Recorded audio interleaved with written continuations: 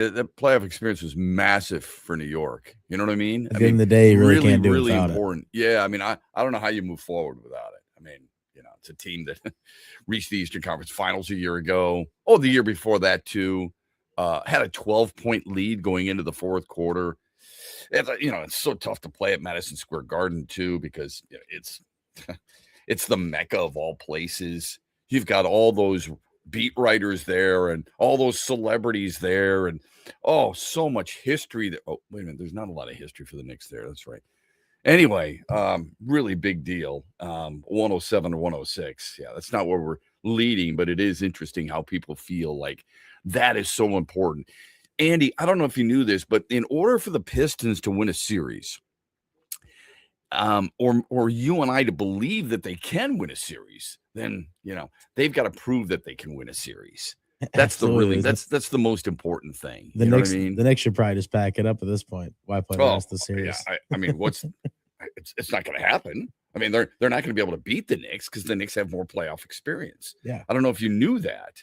Oh, by the way, there's also a kid in Philadelphia who is played his hockey at Michigan State. Are you aware of Porter Matrone or no? No, okay. I don't think so. Porter Matrone was, he's just a 19-year-old. Was playing 3 weeks ago in East Lansing for MSU. And he's the only teenager in NHL history in his first 2 career playoff games to score the game-winning goal. And he in Philadelphia, a winner over Pittsburgh last night. So sometimes 3-0. You're saying the lack thereof experience. I'm saying players play, man. I'm saying while we think because the playoffs are so much more intense and that rises, the players feel it as much as you and I do. And I'm not saying they don't completely know or feel that it's a different level of intensity and emotion and purpose. But what I am saying is a lot of these guys have grown up playing in these types of moments. I'm also referring to the first playoff series. The belief that you have to have playoff experience for others to believe in you is, I think, kind of stupid, considering how much these guys have played and considering the events they've played in. I would ask you this. Do you think a college player playing in a national championship game, do you think that's more intense than playing in an NFL playoff game, a first NFL playoff game? More intense? I don't know. I can't imagine that it would be any more than that. Yeah, right. It could be equal to it. Yeah, but any more than that? Yeah, no, that's kind of what I'm thinking. More along the lines. Yeah. It could be equal to it, honestly, with how many people pay attention to it. But yeah. And then the other thing is, how much experience is enough? And how many guys have to have that experience? This is what people said about the Pistons. Has Karis LeVert played in playoff games? Yes, he has. Yep. But he only played 4 minutes the other night.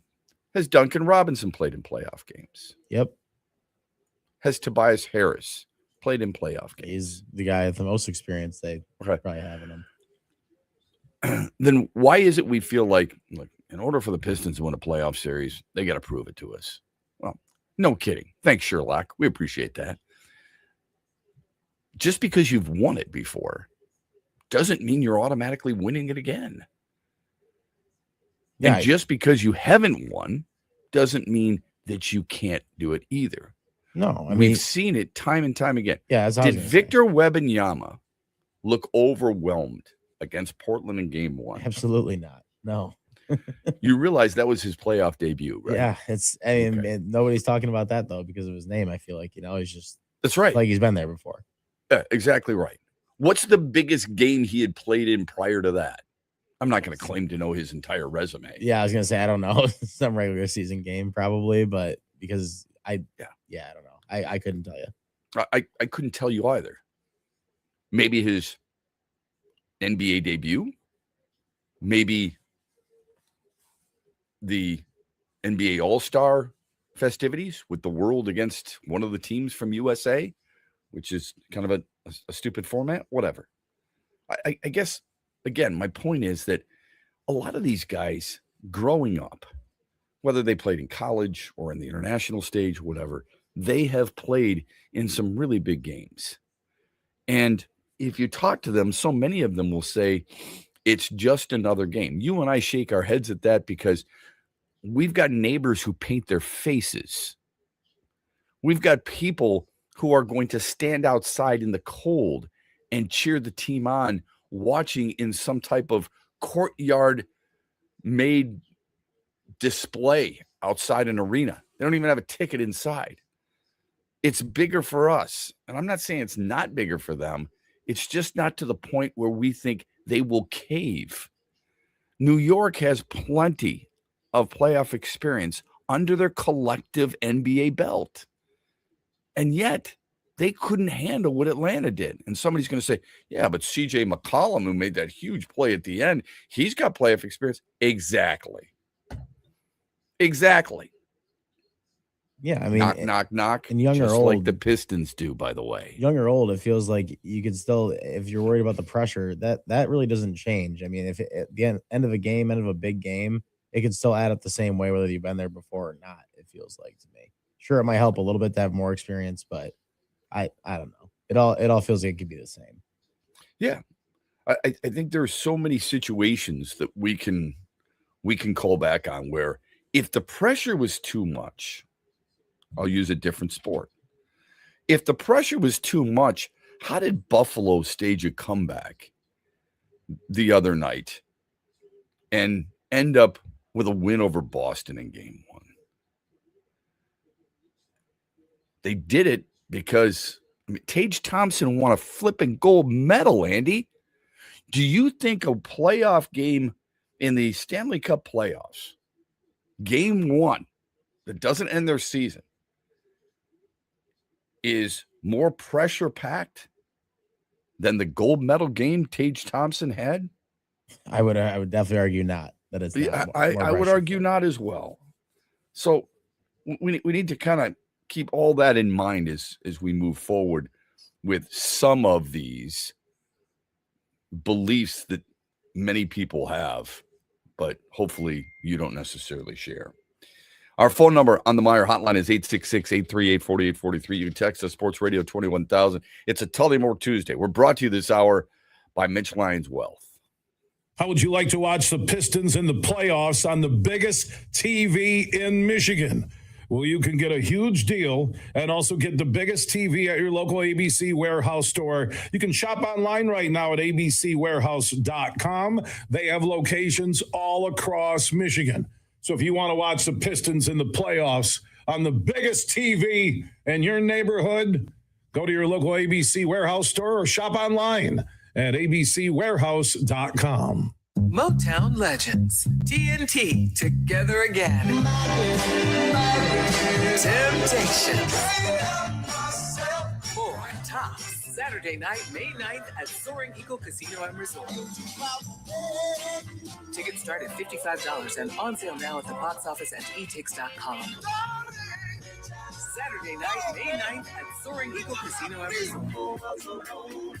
Temps and Tops, together again. You've worked hard for decades saving in pre-tax retirement plans like 401ks and IRAs, saving on taxes now. But as your retirement now approaches, you're going to get taxed at rates you have no control over. Hi, I'm Mitch Lyons, founder of Mitch Lyons Wealth. Your 401k balance isn't worth what your statement says. You could lose thousands of dollars to taxes, and those distributions can impact other areas of your retirement like Social Security and Medicare. Could a Roth IRA conversion be of help to you? You've probably heard of Roth conversions, but it can be confusing. Should you convert all at once or over time? Where should you pay the taxes from? How do you know for sure? Get our free personalized Roth blueprint analysis today to find out exactly what makes sense for you. Your Roth Blueprint could potentially increase your lifetime wealth by thousands of dollars. So get your free Roth Blueprint today. Text Blueprint to 844-867-8335. That's Blueprint to 844-867-8335. Or go to MitchLionsWealth.com, your best game plan to protect, grow, and win retirement.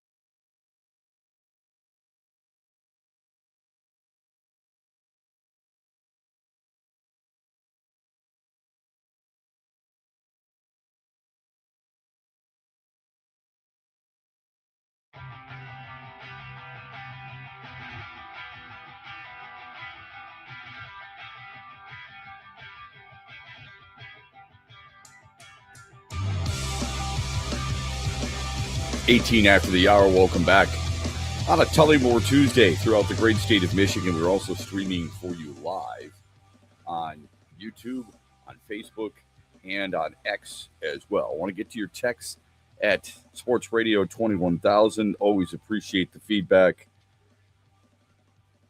We'll get to that here. First, let me get to the update real quick. The Tigers, in case you missed it, I'm sure you already know, lost 8-6 to Boston. They're going to have the day off.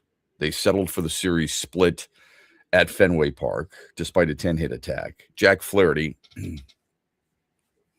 3 1/3, 2 unearned runs. That's the good news. Here's the bad news: 6 walks. He has walked 20 batters in 23 innings. That ain't, I think I saw in the words of Dire Straits, that ain't working. In 2024, when they first signed him and he got hot, he had I think only 19, and it was over 100 innings or something crazy like that. He just didn't walk anybody, and now he's walking everybody. It's crazy. Control is not there. The control is not there. Tyler Holton came in. He walked a couple in 2/3 of an inning and gave up 3 earned runs. Drew Anderson has been an absolute mess. Yeah, there's a lot of comparisons to the Kenta signing in the bullpen. The Kenta Maeda signing. Yeah. Yeah. The difference was Kenta Maeda was actually in the major leagues. Yeah. And Drew Anderson was in Korea. Exactly. And we were being told by every member of the media who just parrots what the administration says, and that is that here's a guy who's going to cause some problems for opposing batters because he faced some really good competition in Korea. Now, I'm not going to claim that it's not going to happen. Okay, I'm not going to sit there and try to tell you give up on him. The Royals did that with Asa Lacy. They just released the former number 4 overall pick, the lefty out of Texas A&M, years ago. But to Andy's point, Kenta Maeda in 2025, 8 innings pitched, an ERA of 7.88, if you don't mind me rounding up. I hope that's okay. And a whip of 1.9, again, 1.88. Here's Drew Anderson in 2026, 11 innings, an ERA of 7.94. So it's even a little bit higher, but round to 8, and a whip of 1.68. I mean, you have to start to wonder. I agree with what you're saying. It's not like we know if they're going to give up on him, but just based off what they did with the Kenta stuff, at some point they can't be putting him in close games at least anymore. And if not, it's going to be a while before he can work himself back to that, you'd think. Yeah, this is why when a lot of people will tell you that, enough is enough. And I'll tell them, well, there's 23 games, man. It's 23 games. But at some point, I can't keep using that excuse. I can't keep talking about, it's only 23 games, and then it's only 24 games, and then it's only 25 games. I mean, at some point, Andy, we've got to sit there and say, this is who he is. Year. And I mean, you got to wonder if yesterday they were already down 6-3, I believe, when they brought him in, right? So that feel like damage was already done kind of situation. Put him in to see if he can keep the game where it's at, or do you think that they were actually trying to use him to? So I mean, obviously, I think it's a matchup situation for AJ Hinch more than anything else. Now, let's be fair here. I say it's only 23 games for the Tigers. It's even less than that. It's 7 appearances for Drew Anderson. Yeah, sure. It's 11 1/3 innings for Drew Anderson. That's the other thing. What I keep in mind, though, is he hasn't pitched in the majors, and we're told all the time that the majors are different. Since 2021, he was in Texas the last time he pitched in the major leagues, and he threw 22 innings. So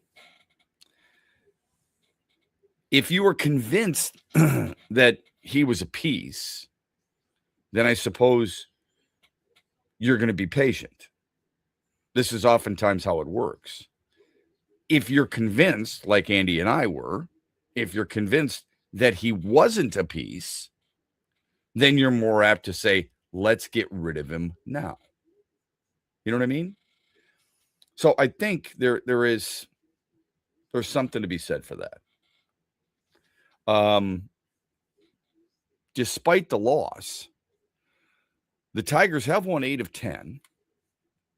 They're the best team in the division. They are. They're the best baseball team in the American League Central. They've won 8 of 10. They've outscored their opposition during that stretch by 20 runs. And you know how I feel about run differential.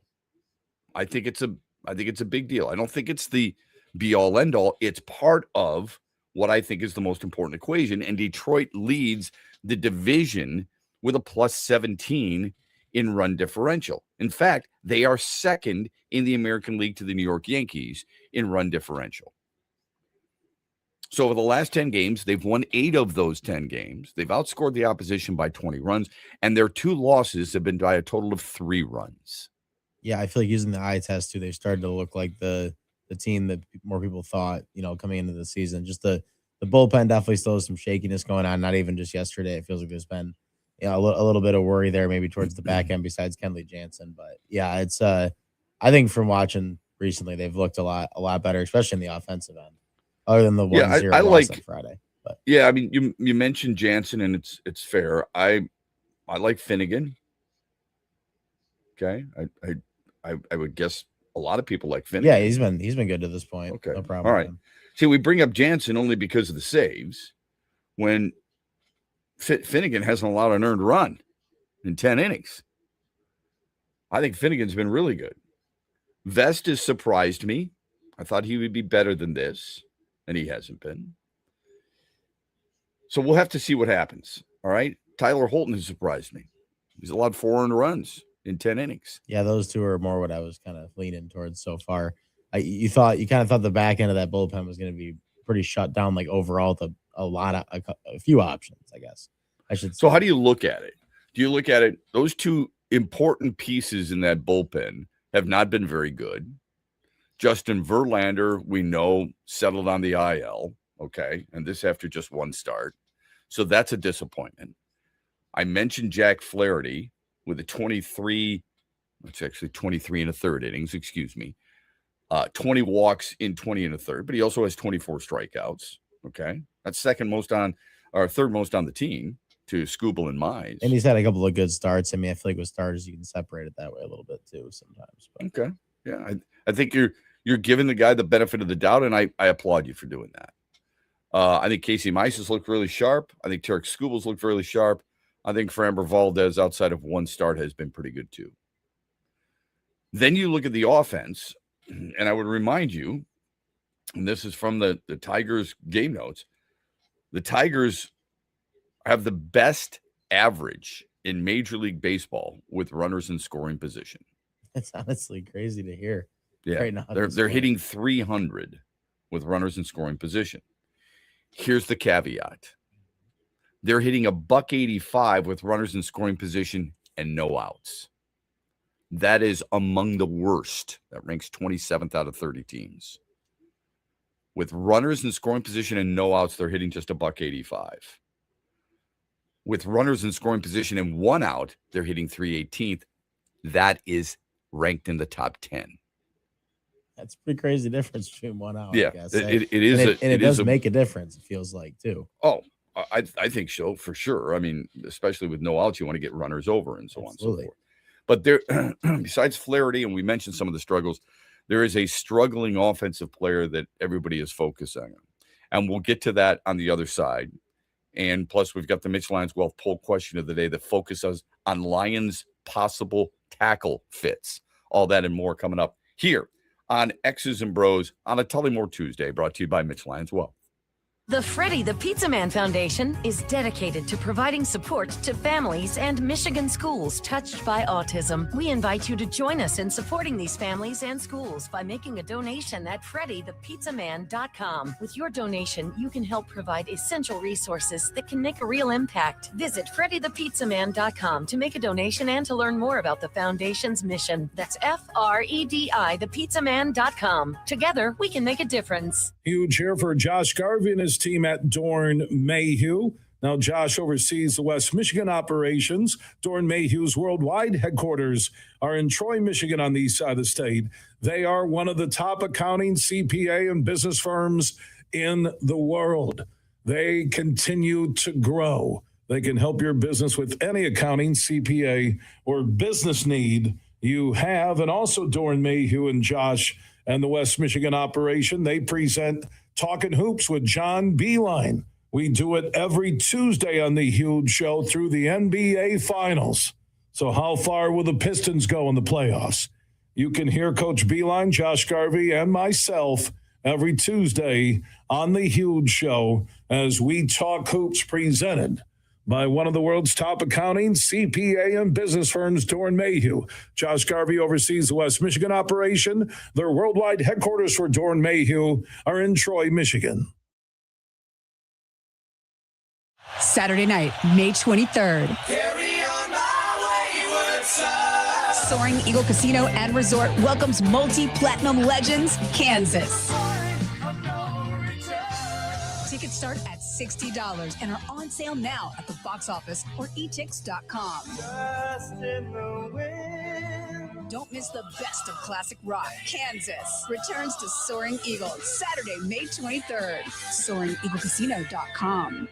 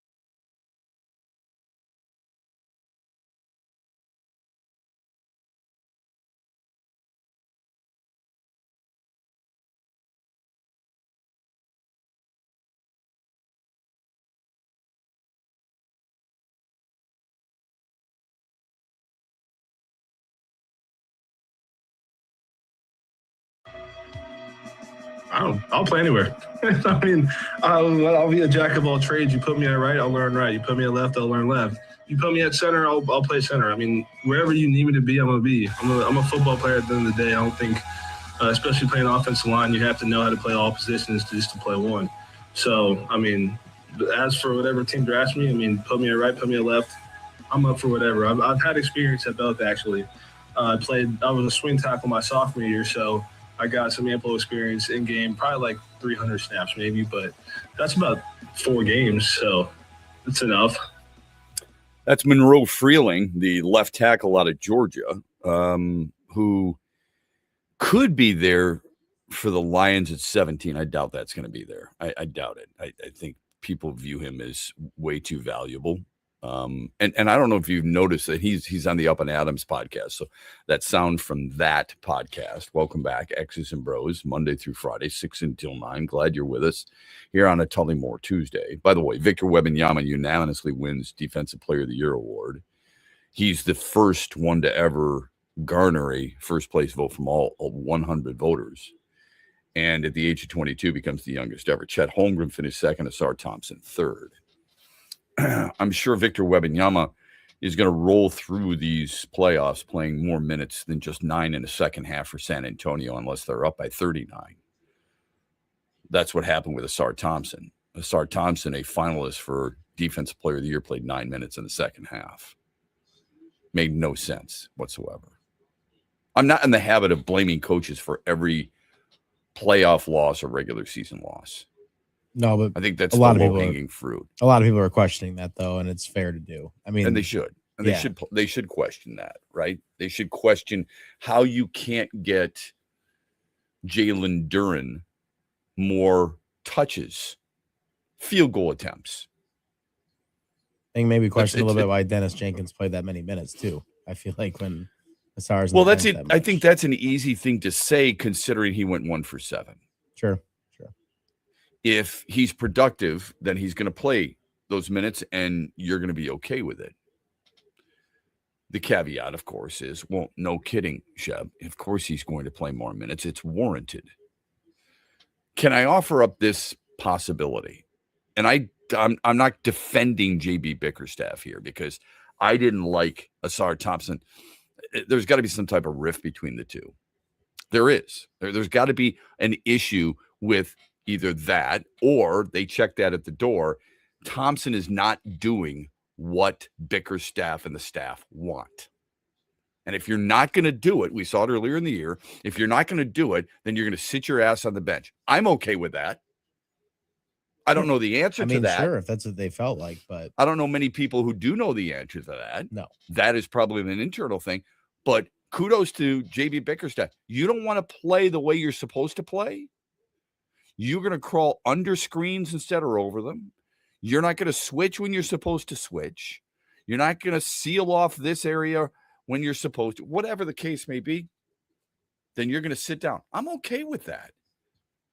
I'm not playing a guy just because he's a finalist for Defensive Player of the Year if he's not going to follow the game plan. But you open yourself up to that type of criticism. So we'll get to that coming up here on X's and Bros. We played Monroe Freeling coming back on the Up and Adams podcast because that's our Mitch Lineswell poll question.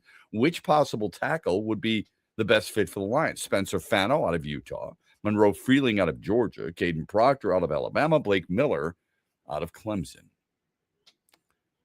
I put those 4 because those are the most frequently mentioned names associated with the Lions at 17. Let me get to some texts, and then we'll dive back into the discussion. Shep, Duncan Robinson was left off last year's playoff series in Miami and plays 0 defense. He did nothing for the Pistons on Sunday. That's from our good friend Freddie. Well, he played 1 game for Miami. 1 playoff game for Miami. The fact that he played in his, he's still got a lot of playoff experience under his belt, Freddie. And I know it was a while ago. It was, 6 years ago now that they played the Lakers. He did play 32 minutes a game in that NBA Finals. Our point was this. Our point was he's got playoff experience. That's the point. If you played 15 to 20 games in the postseason, it can be valuable. Can it not? Hell yeah, it can.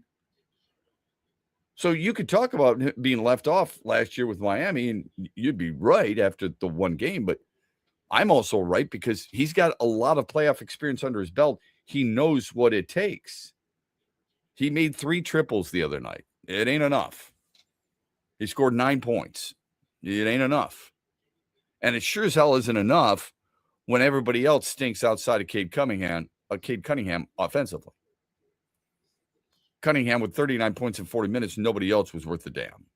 You can bring up Tobias Harris if you want. 17 points, 5 of 15 from the floor. And that's why for me, people saying like the ball hog thing about Cade, it's like I feel like he had to try to do what he had to try to do towards the end of that game because nothing else was working for the rest of it. Is what it felt like to me. Well, think about this. These are the things that you oftentimes don't see in the box score, and it's not charted by you at home while you're watching the game. And that is, how many passes did Cade Cunningham deliver to somebody and they miss a shot? Yeah. Otherwise, sure. his assist numbers are way up. Yeah, he only had 4 assists. Because Detroit can't shoot worth a damn, and they only shot 40%, and they only made 10 threes, and they shot, 46% from 2-point land. How are you supposed to make a difference if you're getting your teammates the ball, but that ball isn't going in the hoop? Yeah, their deadline acquisition hurt her. I think he had 1 3 early, and people loved it right away. I don't think I saw him make another one. Duncan was the only one to make more than 1 3, correct? Or is it Cade probably made a couple? But Duncan made 3 of them. Cade Cunningham made 3 of them. Okay. And you're right about Herter, but Herter only took 3 shots. Yeah. Yep. Okay. Now, I don't know if that's the offense. Neither do you. We don't know if it's the offense. We don't know if it's him unable to get open within the offense. That's the thing about Duren. That's the fine line. That's what we're trying to weigh. Is that on the coaching staff for not adjusting and getting him the basketball inside, or is it on the player for not moving his way to find some open space and demanding the basketball? It's got to be a little bit of both. I think it's definitely a little bit of both. And I think no matter what in this next game, you have to see more of that. I think you do. I mean, to me, you got to see more aggression from Duren too. Like he's got to want it more, it feels like too, than just being on the coach, Yeah, it really bothers me if we're talking at this time of the year, because this is what they've talked about. This is what players have talked about on a regular basis. Going into the season, they remembered what took place a year ago, right? The heartbreak, if you will, with the loss to the Knicks. All offseason, you envision players running, players jumping, players working out, players shooting, players getting stronger. You envision them with the one thing in mind. My God, I can't wait to get back to the playoffs and prove that we truly are a threat to win it all. I think there's a lot of things associated with that. And then when you see a player come out and do what he did, or not do enough of what he's capable of doing, is probably better put, then it really frustrates you. And it frustrates the hell out of me. Via text, Shep, life is passing by so fast when I see one of my first Super Bowl memories. Rod Martin, 3 interceptions against Philadelphia. I remember like it was yesterday on my 9-inch black and white TV. Yeah. He was 72, right? Rod Martin was a linebacker for the Oakland Raiders. He wore number 53 and had 3 picks against Ron Jaworski and the Eagles. I believe they played at New Orleans Superdome. All right. By the way, he's a former 12th round draft pick. A draft pick in the 12th round in 1977. Played 12 years in the National Football League. 2-time Pro Bowler. 1-time All-Pro. Should have been named at least co-MVP in that Super Bowl against Philadelphia. Now remember, this is a At the time, it was a Raiders defense that had Howie Long, one of the best edge rushers, pass rushers, who played his college ball at Villanova, by the way, and a Hall of Famer. They had him. They had Ted Hendricks, played at Penn State. He was a stand-up two. I guess you'd call him edge rusher. He's a really good linebacker. Mike Haynes, okay, who was a hell of a player as a cornerback. Lester Hayes, who was a defensive player of the year, stick him, all kinds of stick him up and down his arms, and all-pro Lyle Alzado on steroids. Those guys were absolute menaces on the defensive side of the ball for the Raiders, led by Tom Flores, their head coach. Martin, I think, is still the only player to have 3 interceptions in a Super Bowl, setting a single game record. And he was not named MVP. It was Jim Plunkett who was named MVP. And even Rod Martin said, I believe after, in so many words, don't quote me like this is the direct quote, but even Jim Plunkett would agree that I should be co-MVP. What do you have to do to win the MVP? It is kind of ridiculous. It really is. I mean, Harvey Martin and Randy White were co-MVPs.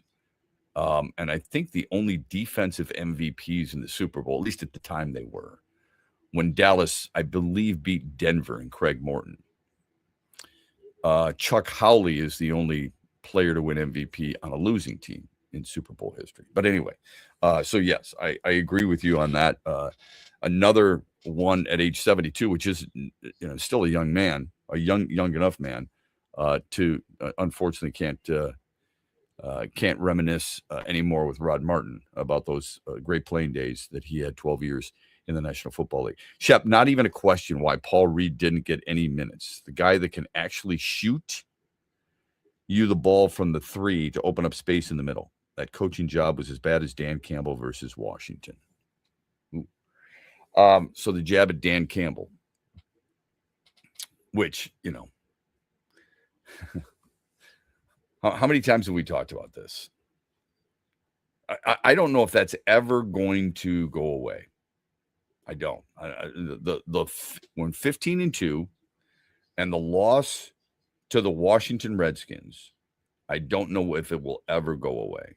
Pretty much win the Super Bowl, or it probably doesn't. It's what it feels like to me. With how people talk about it. Well, I mean, when you talk about certain heartbreaking losses, Detroit scored 31 points in that game. Was it Dan? We don't have to necessarily talk about something that happened 2 years ago, but really, was it Dan Campbell? I mean, they did have more yards, 521 to Washington. It's the turnovers, right? Is it Dan Campbell throwing a pass that gets picked off? I'm just asking. No, it's the easy thing is that it's all on Dan Campbell. The Jameson Williams pass, maybe a little bit, but I mean they ran trick plays. Jared Goff threw 3 picks, dude. Yeah. Does Dan Campbell say timeout? Come here, guys. Jared, I want you to throw a pick here. I don't think he does. Come on. No. I think the easy thing to do is just, it was a terrible game plan. Terrible game plan. Maybe okay. Defensively, do you think it's a bad defensive game plan? Look, they gave up way too many yards. They gave up way too many points. Some of it's on a short field because their quarterback threw 3 picks and also fumbled. Exactly. Yeah. Okay. You give it back to them, they're going to score like that. Exactly. The game plan all week long in Allen Park wasn't to, here we go, guys. Let's turn it over and see how close we can keep this game. But their defense had been allowing a lot of points. It felt like at that point in the season, like their defense definitely wasn't as good as it was earlier in the year, and there was some injuries and stuff. I don't. It's hard to place blame on Dan Campbell, in my opinion, on that game. I don't really understand where that comes from. Well, I think because you got to blame somebody, and there's too many players to blame. So let's just conveniently have one guy. I'm not saying he's void of blame. Just all I'm saying is you're going to blame one guy. Who's the most instrumental person in that loss? How can you say anybody but Jared Goff? when he threw 3 picks and fumbled once and had a quarterback rating of 58. 100%. I'm sorry, They still scored 31 59.7, points my and bad. lost the game. Yeah, obviously had to have a lot of turnovers, and those ones fall on him. He throws the ball at the end of the day. Yeah, I just it's very strange. The coaching job, though, the point of the text, the coaching job was JB Bickerstaff. And I think, I completely understand where people are coming from when it comes to this. Because you're talking about minutes played. You're talking about adjustments during the game. And not enough people saw it. So I totally understand that. Shep, I think the weak NBA helps Detroit tomorrow playing after 2 days, takes the momentum away from Orlando. They have been rolling. Yeah, I think I think a lot of people feel that way. I don't like that much time in between games. I think players, folks, I think we're all habitual. I bet Andy does for the most part. He's finding a routine with this show. He's doing the same thing on a regular basis. Yeah, I do the same thing. 100%. Okay, Got to. You could own a restaurant. You go into the restaurant, and what are you doing? You're making your sauce here. You're making your dough here. You're making sure you got certain things lined up. I don't know what it takes. I don't know. I know restaurant owners, but that's what they're. They have certain protocols and certain routines that they handle too. I think players want the same thing. Players want a routine, something that's more regular. And I think 2 days in between is too much. I think they would prefer every other day. And I want the back-to-backs. I get it. They would prefer the every other day situation. So that would be really good. Unfortunately, we don't get that. And what we do get is waiting an extra day and maybe the anticipation, and it gives us a chance to talk about a lot of different things that the Pistons will play tomorrow at home against Orlando.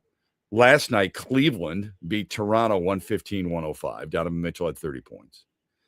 Knicks blew a 12-point fourth quarter lead. I saw a stat. I think they were 30-1 when leading by double digits going into the fourth quarter. Anthony Edwards scored 30, and the Timberwolves beat the Nuggets by 5 to even that series up. So that was pretty interesting.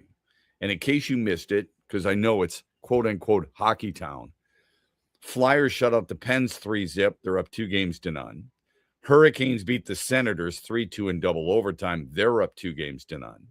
The Stars doubled up the Wild 4-2 to even that series, and Edmonton took game 1 against Anaheim in a really good game in a 4-3 final. The first time that Edmonton has won a game this year when Connor McDavid has not registered a point.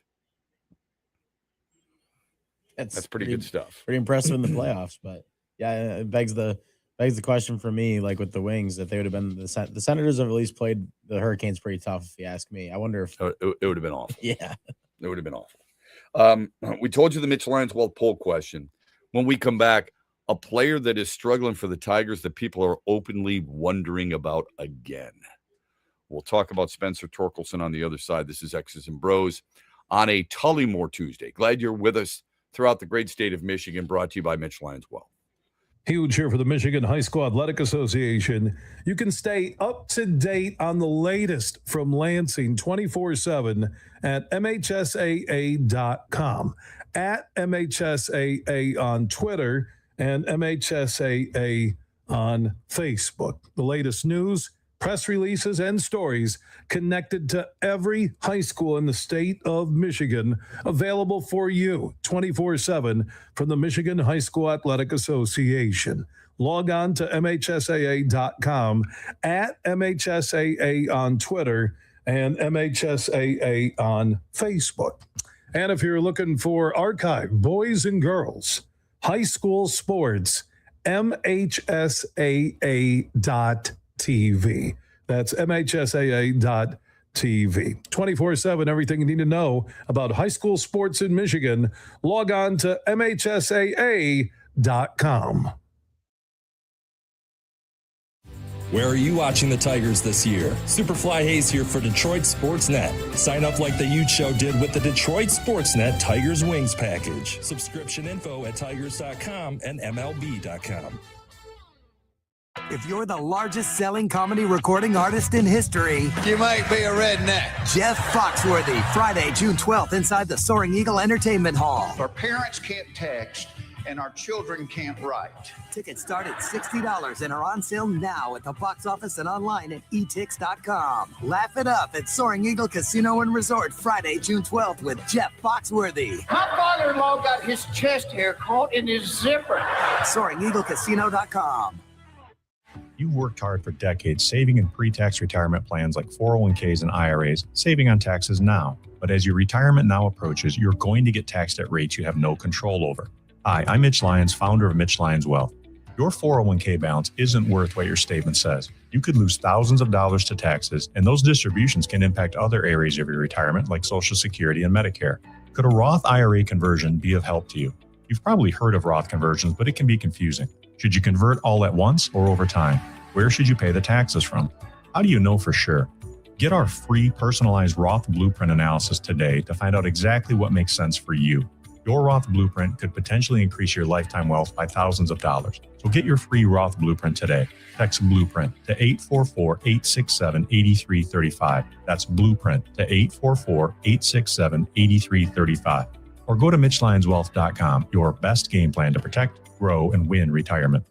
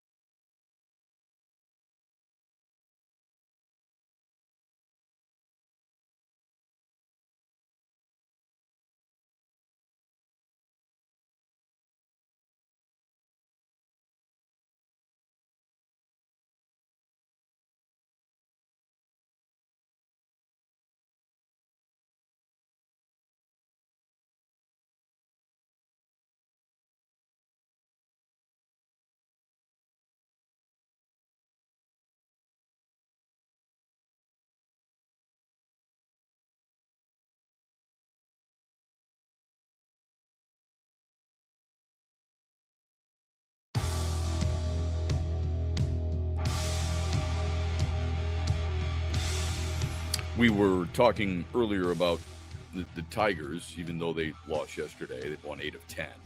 Outscored the opposition by 20 during that stretch. The 2 losses by a combined 3 runs. Welcome back, X's and Bros, Monday through Friday, 6 until 9.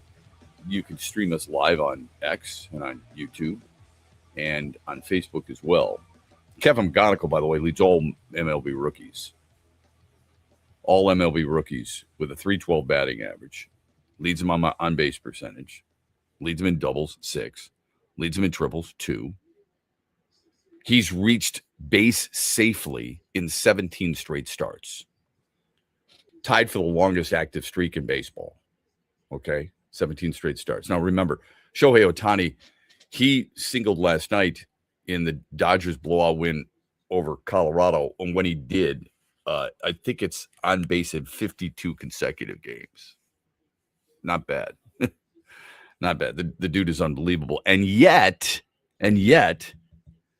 based on codified baseball, Dylan Dingler has more barrels per plate appearance than Ohtani.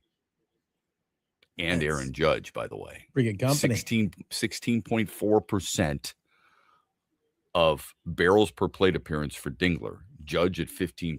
Ohtani at 15.5%. Wow.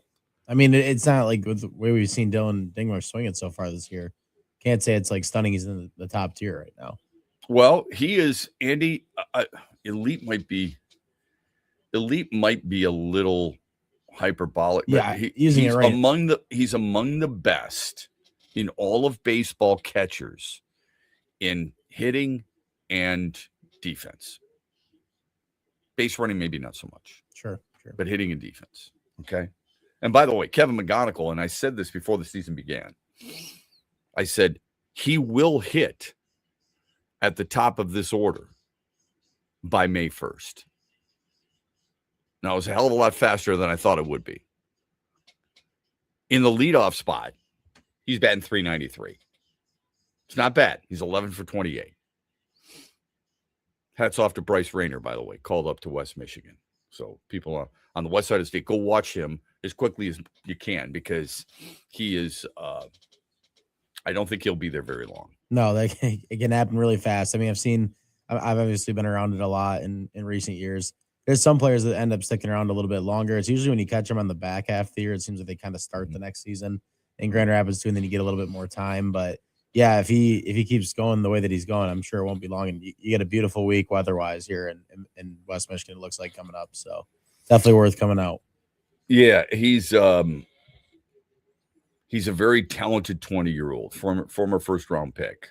Okay, he's a first-round pick in 2024.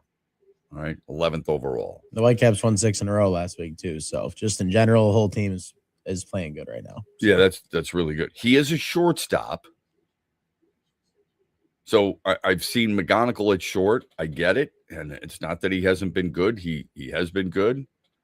But I think this kid's a natural shortstop.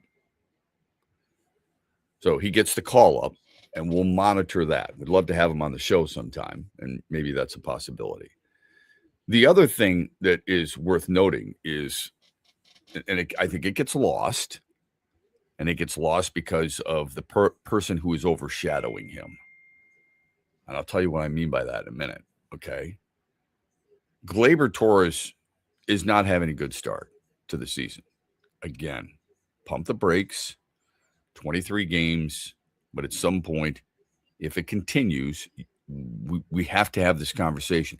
I believe in preparing you for the conversation. I'm not telling you to make up your mind, because once you've done that, it's over. You're not going to change it. People are made up their mind about certain athletes in every town, and it's impossible to change it unless that athlete achieves the ultimate success. Mike Tyson could never get beaten.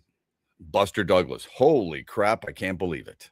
Okay, now, it's that type of attitude.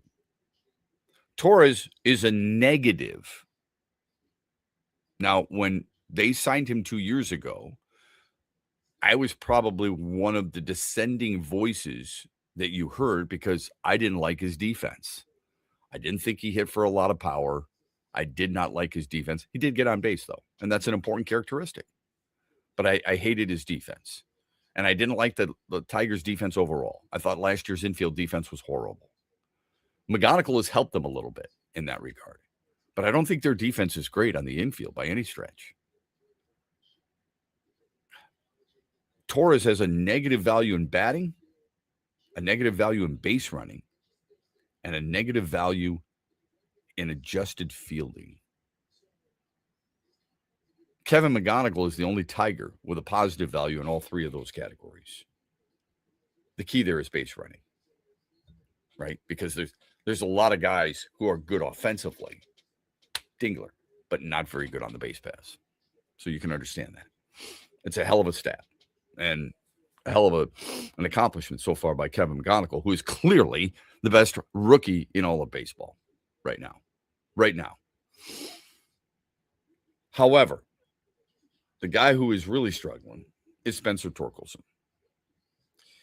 And this is the conversation everybody wants to have. AJ Hinch was asked about it yesterday.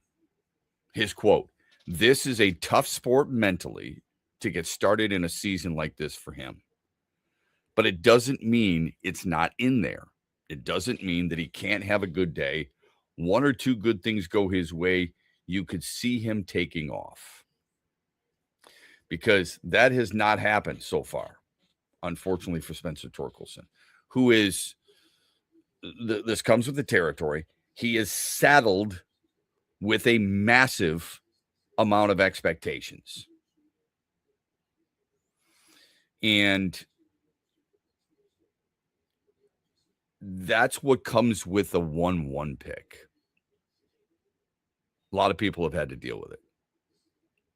Bryce Harper had to deal with it. Casey Mize had to deal with it. I go on and on, right? Okay.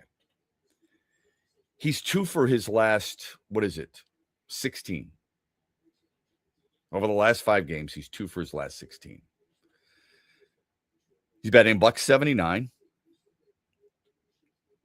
His on-base percentage is .329, which isn't far off from last year, I might add. The power is not there. His slug is the worst it's ever been in his career at 2.25. In his OPS plus is 60. OPS plus starts at 100. That's level, okay? That's on base plus slugging. The plus is whatever ballpark you're in. Carries, it doesn't matter. OPS plus starts at 100. You go up, you go down. He's down at 60. Last year, he was at 117, to give you an idea.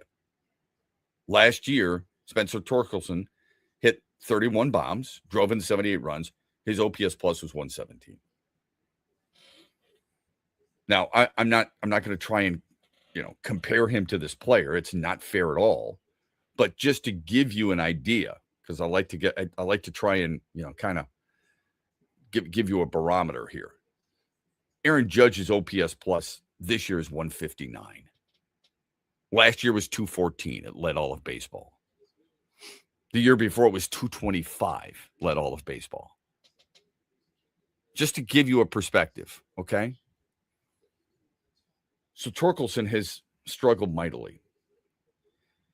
The conversation about him is borderline annoying. We all see it. We all see the numbers. We see the struggles. We see the lack of confidence right now. I think it's basic. I think it's pretty obvious. He's the guy you should be rooting for more probably than anybody else in baseball, if you're a Tigers fan. And the reason I say that is because he is the lone right-handed power bat. Well, Dylan Dingler's now created a lot of power. You need that from the right side. And I think there's some people who are probably taking some glee in his poor performances. Because everybody likes to see those on top like to fail. When you're on top, I mean, first overall. We'll dive more into this on the other side. Plus a lot of Lions discussion here on X's and Bros on a Tullymore Tuesday this hour, brought to you by our friends at Meyer. Mitch Lyons here, founder of Mitch Lyons Wealth, where we create your best game plan to protect, grow, and win retirement. I'm here with Tiger legend Kirk Gibson, who we are proud to support and partner with on the newly opened Kirk Gibson Center for Parkinson's Wellness. Thanks, Mitch. We appreciate your support, and we are excited to have recently opened the center in Farmington Hills. It provides exercise therapy and educational programs that are helping the Parkinson's community. Just like Mitch Lyons Wealth helps improve the quality for their clients' retirements, this center helps improve the quality of life for people with Parkinson's. And Gibby, the best part of all is that access to the center is available to the Parkinson's community free of charge, right? That's right, absolutely free of charge for people with Parkinson's and their care partners. You hit a couple of the most famous home runs in Major League history, Gibby, but I feel that your greatest hit will be the positive impact the Kirk Gibson Center is making in the fight against Parkinson's. Mitch, since my diagnosis, I get up every day and focus on winning that day. This center encourages others to do the same. Awesome, Gibby. To learn more, go to kirkgibsoncenter.org. Hear that? That's the sound of saving a good deal more when you shop with M-Perks at Meijer. Some delicious Cosmic Crisp apples, money saved. Meijer Essential Paper Towels, that's money saved.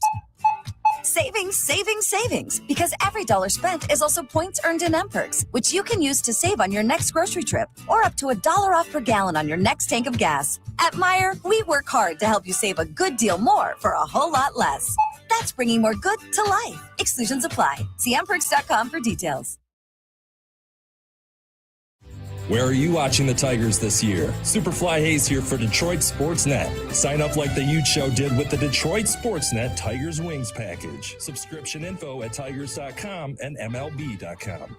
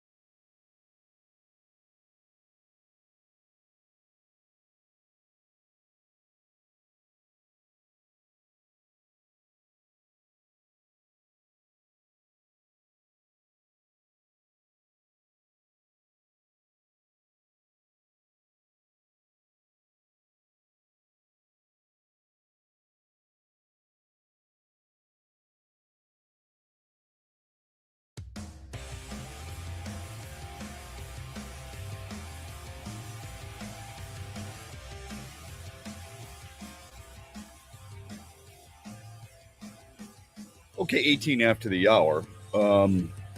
Via text, Shep, I don't know how many fans realize what Tarek Skubal has done for Scott Harris and his rise here with 2 straight playoff appearances. His horrid free agent signings, lackluster trade deadlines, just go through these pitchers he signed and traded for. Tarek Skubal, without Tarek Skubal, they're a last-place team. It's wild to think about it. That's a very interesting point. I wonder if I'm sure he recognizes it. I wonder if ownership does.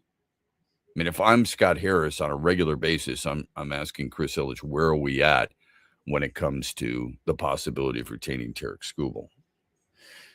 But to the texter's point, last year, just as an example, I thought was an absolute train wreck for the Tigers. Kyle Finnegan, I liked a lot. I wanted David Bednar, but I really like Kyle Finnegan. Rafael Montero, this is what we were sold. Rafael Montero, Chris Paddock, Charlie Morton, Paul Sewald.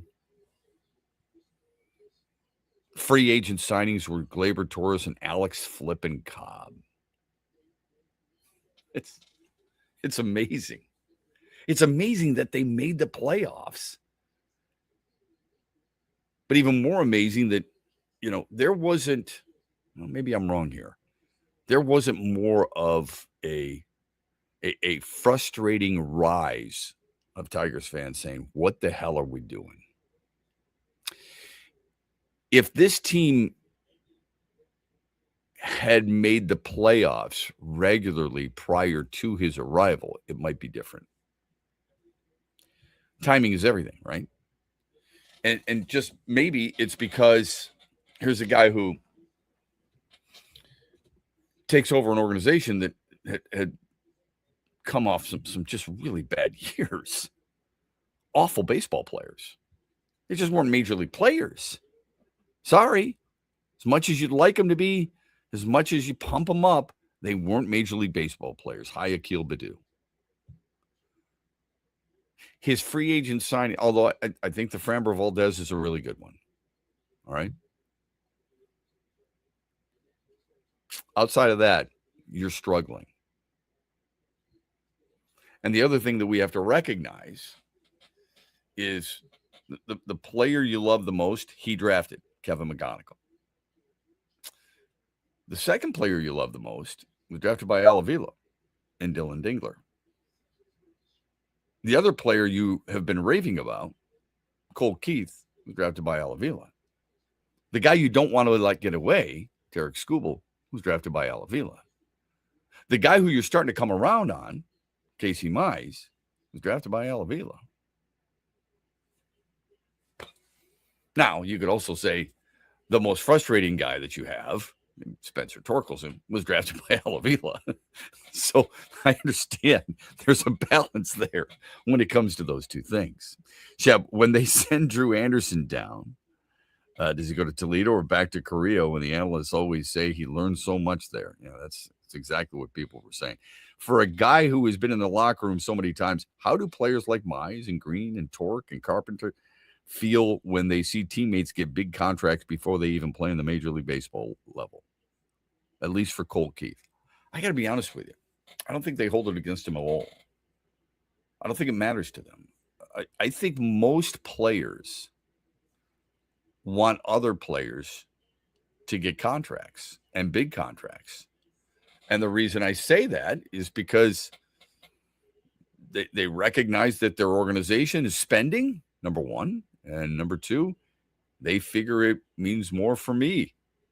It'll mean more for me when my time comes around. That's my guess. I think there's a lot of players in the National Football League who are really happy that Dexter Lawrence was able to get, the type of extension that he did with Cincinnati.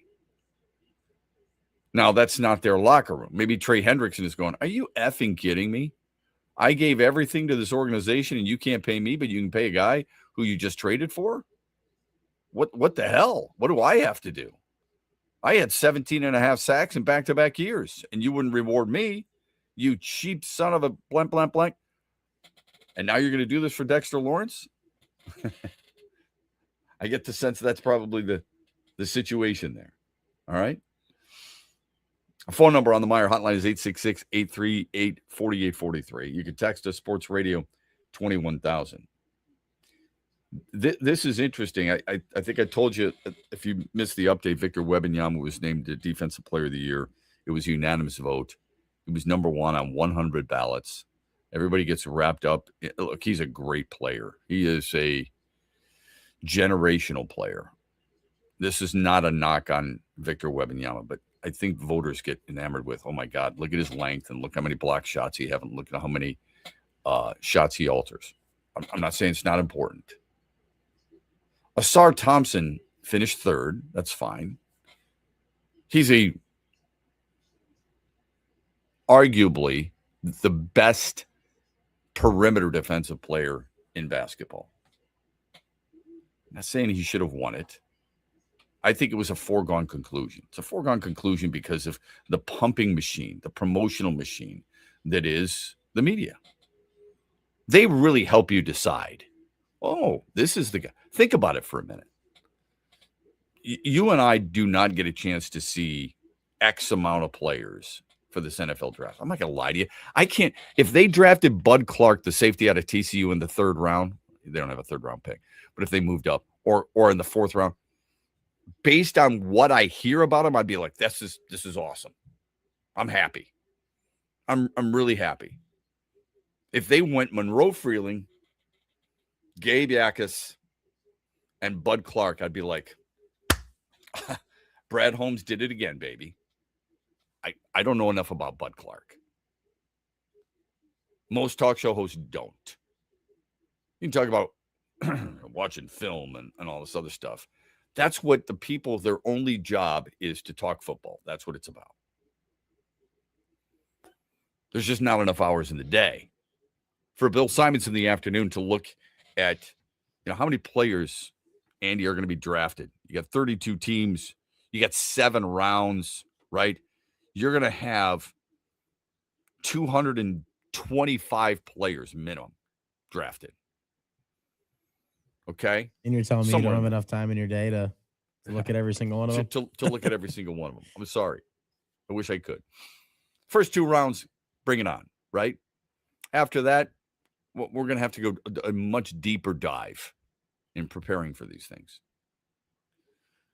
So those guys are promoted, and then you start to, okay, now I'm more on board with this type of player. And I think that's how a lot of awards are voted on. Oh, Victor Wembanyama. Look at how great he is defensively. He's a great player. And I don't use that word lightly. He's a great player. You look at defensive rating, he's not up there. And that's maybe what makes some people go, really? And yet he guarded first place vote on every single vote. Let me put it in context. The other night, when the Pistons were losing to Orlando, Asar Thompson's offensive rating, while he was on the floor, the team had the highest offensive rating. While he was on the floor, he had one of the best defensive ratings. If you combine the net rating, he had the best rating for any Piston, which is crazy. The worst rating was Jalen Duren. Second half. I'm talking about the second half because Asar Thompson only played 9.5 minutes in the second half. But that's the second half. His net rating was a plus 11. Offense and defense combined. The difference. How good they were offensively, how good they were defensively. Then you take the net rating. Duren was a minus 27. Duncan Robinson a minus 18. Tobias Harris a minus 23. Ron Holland a minus 43. He was the worst. I apologize. But he only played 5.5 minutes. That's the explanation that is needed. How many people are recognizing his impact, even though he's not scoring? Quick timeout. We're back with more after this on a Tullymore Tuesday. We're brought to you by Meyer. Stay with us. Huge here for the Michigan High School Athletic Association. You can stay up to date on the latest from Lansing 24/7 at MHSAA.com, at MHSAA on Twitter, and MHSAA on Facebook. The latest news, press releases, and stories connected to every high school in the state of Michigan, available for you 24/7 from the Michigan High School Athletic Association. Log on to MHSAA.com, at MHSAA on Twitter, and MHSAA on Facebook. And if you're looking for archive, boys and girls, high school sports, MHSAA.TV. That's MHSAA.TV. 24/7, everything you need to know about high school sports in Michigan. Log on to MHSAA.com. Motown Legends, TNT, together again. Temptation. For Tops, Saturday night, May 9th at Soaring Eagle Casino and Resort. Tickets start at $55 and on sale now at the box office at etix.com. Saturday night, May 9th at Soaring Eagle Casino and Resort. Temps and Tops, together again. What's up, Michigan? You're listening to my good friend Shep. The Huge Show is coming up later today at 3, right here on the Michigan Sports Network.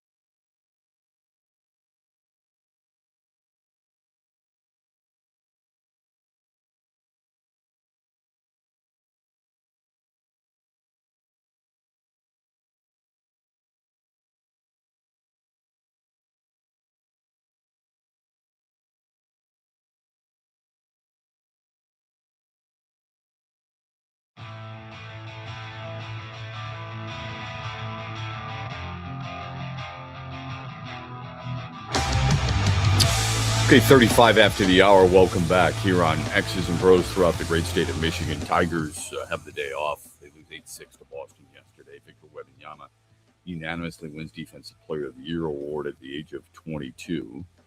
Here's our Mitch Lineswell poll question. Which possible tackle would best fit the Lions? Would it be Spencer Fano of Utah? Would it be Monroe Freeling of Georgia? Would it be Caden Proctor of Alabama? Or would it be Blake Miller of Clemson? Vote as often as you want. At XB Mornings is how you follow us on social media. At ShepMatt is my Twitter handle, and you can check that out and notice that I have retweeted it as well. There's a lot of smoke around one specific player for the Lions. I don't know if I'm buying it. We'll get to that here in a minute. Who's the best fit? We played a soundbite from Monroe Freeling on a podcast earlier, and he said his willingness to play any place on the offensive line, right tackle, left tackle, center. Okay. It's not a knock on Monroe Freeling. I don't know if there's a player I've ever heard who says, yeah, listen, don't draft me if you're not going to play me here. I would guess most linemen especially are going to say, hey, yeah, I'll play anywhere on the offensive line. I'm good with that, right? I don't have to be a left tackle. Monroe Freeling was a left tackle at Georgia, and he was a really good one. Very, very good one. Added 75 pounds over the last 5 years.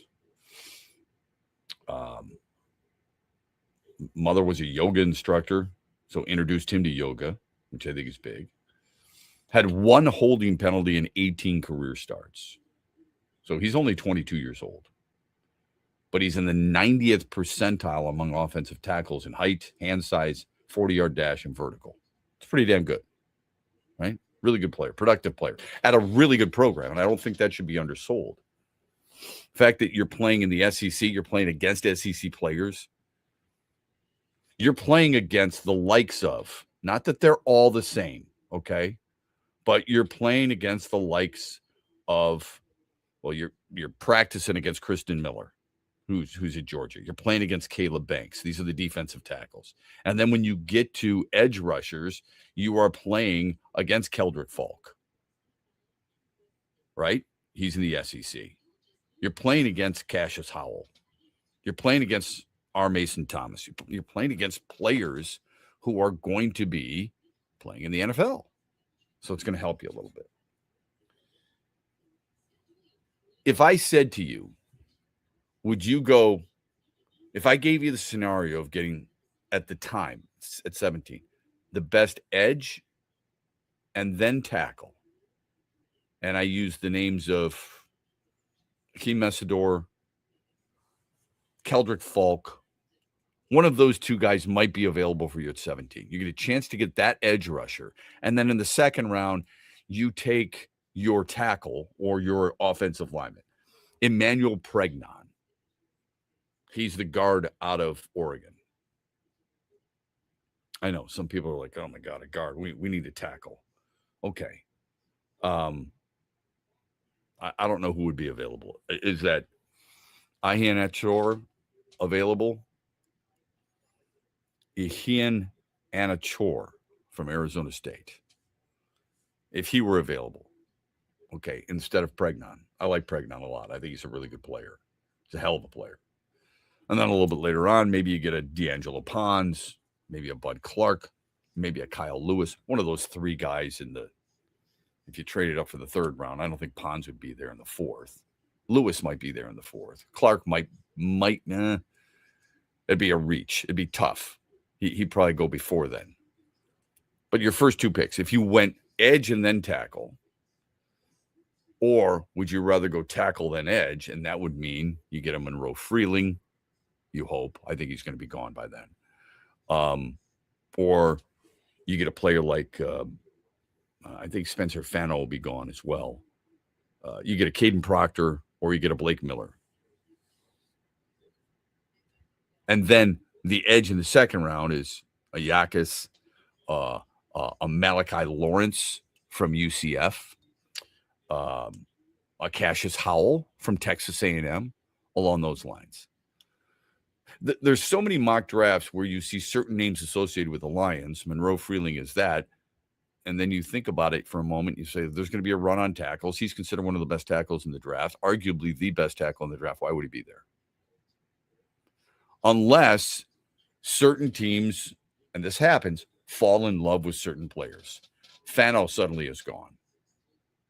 Mauioa is gone. And then what?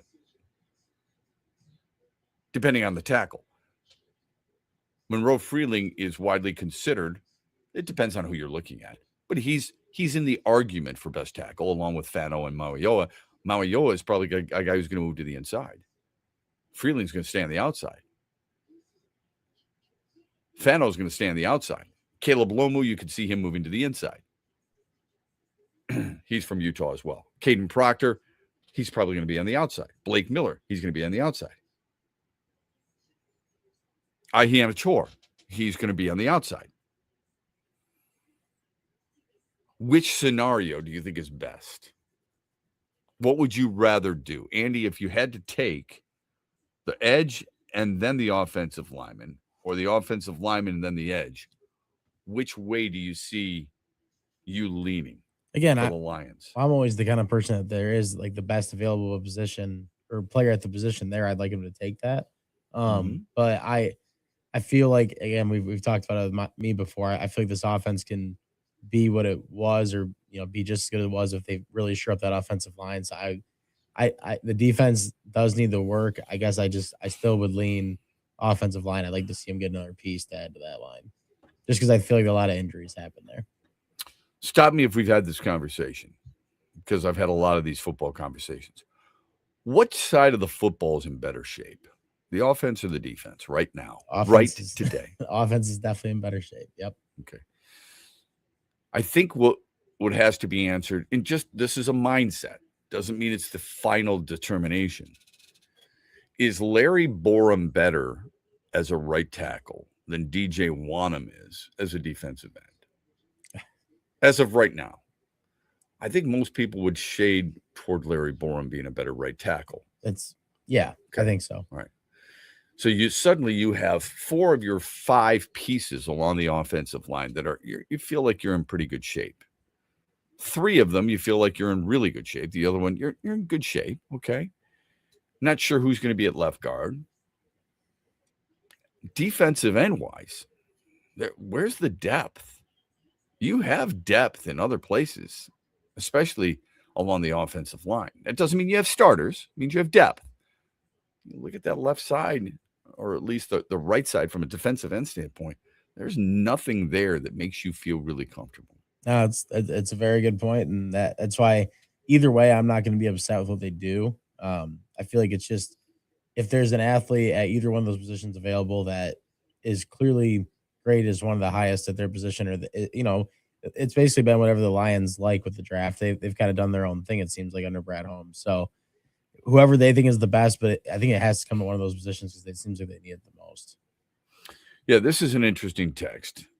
I think interior offensive line is a much bigger need. I understand the tackle and interior defensive line as well as a second biggest need than the safety and cornerbacks. Well, I think people, if you've listened to the show, you know how much I really like Vivega Ione. He's the guard out of Penn State. I think he's a plug-and-play guy. I think he's going to be there for a good 10 years, and I really like him. I wouldn't be pissed if that's who they drafted. I have no problem with that whatsoever. But that means you are believing that, at least at the offset, because it may change as the draft gets deeper, that you're okay with Larry Borum at right tackle. And maybe he is.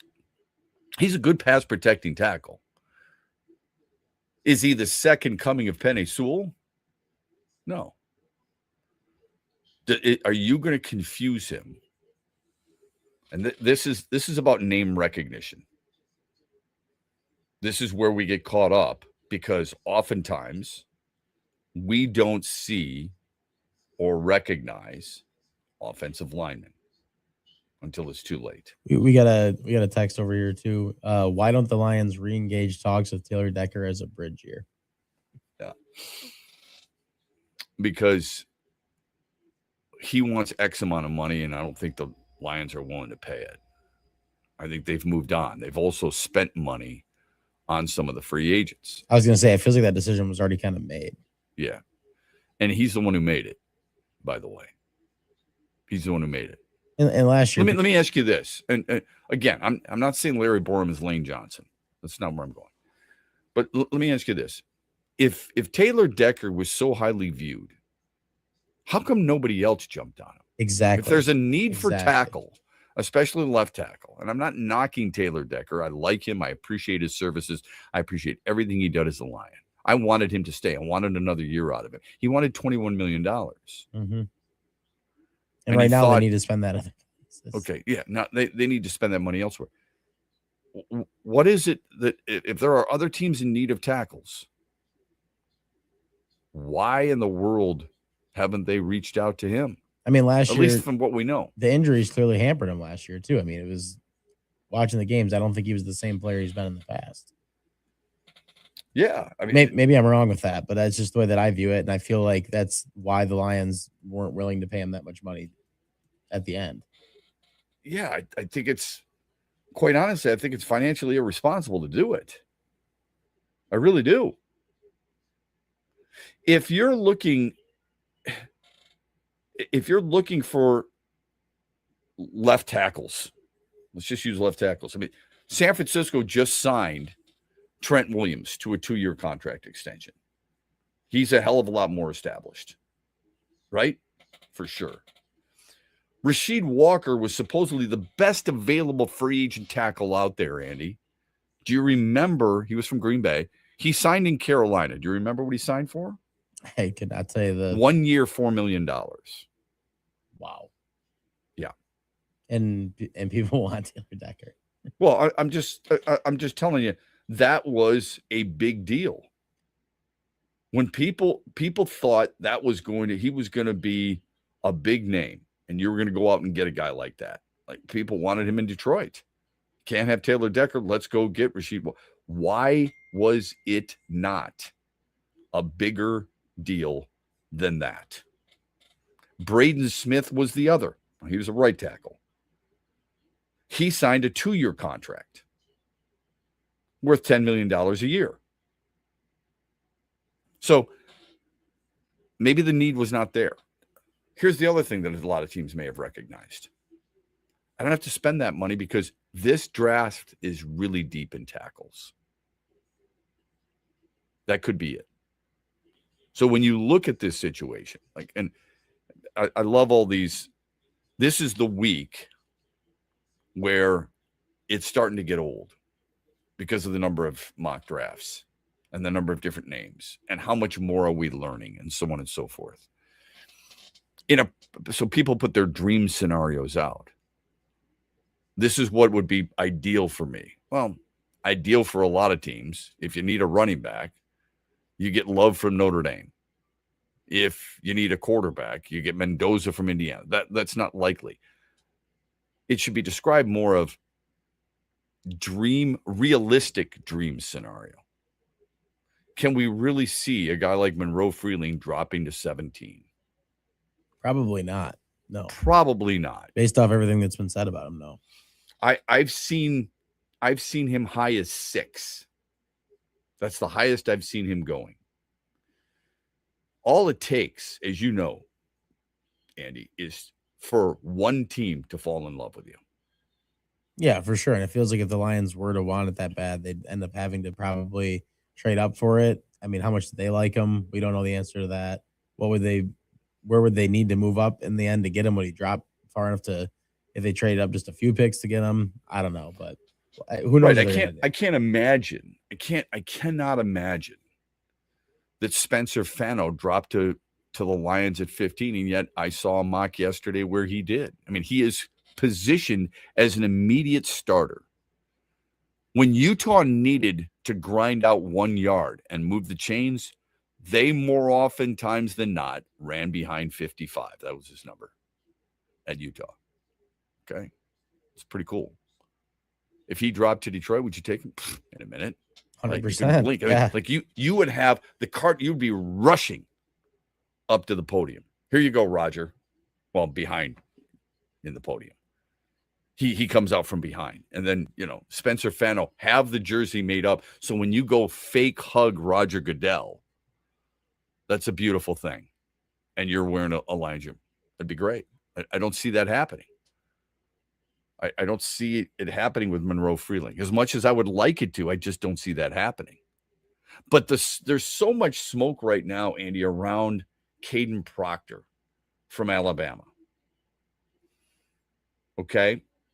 If you look at CBS Sports' report of the top 30 visits tracked by teams, the average number of publicly reported, that's key, top 30 visits per team is 15. The average is 15.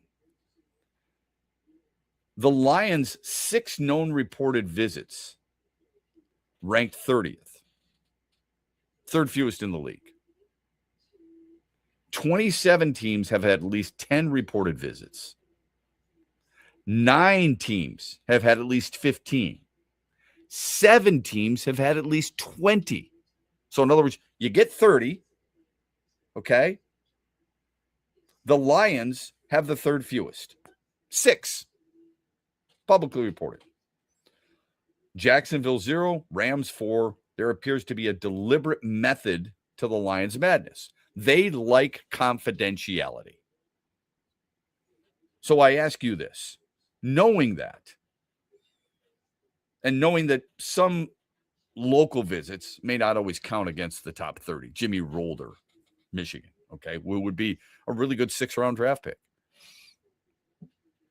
Knowing how tight they are, tight-lipped about their draft picks, and how much has been making the rounds that Caden Proctor is headed to Detroit, do you believe that is smoke or fire or neither? Gosh, I honestly think I could believe it just because of the fact that, I don't know, it feels like if that's their guy, it's their guy. I wouldn't really count on a lot of players that have been talked about linked to the Lions, to be honest with you.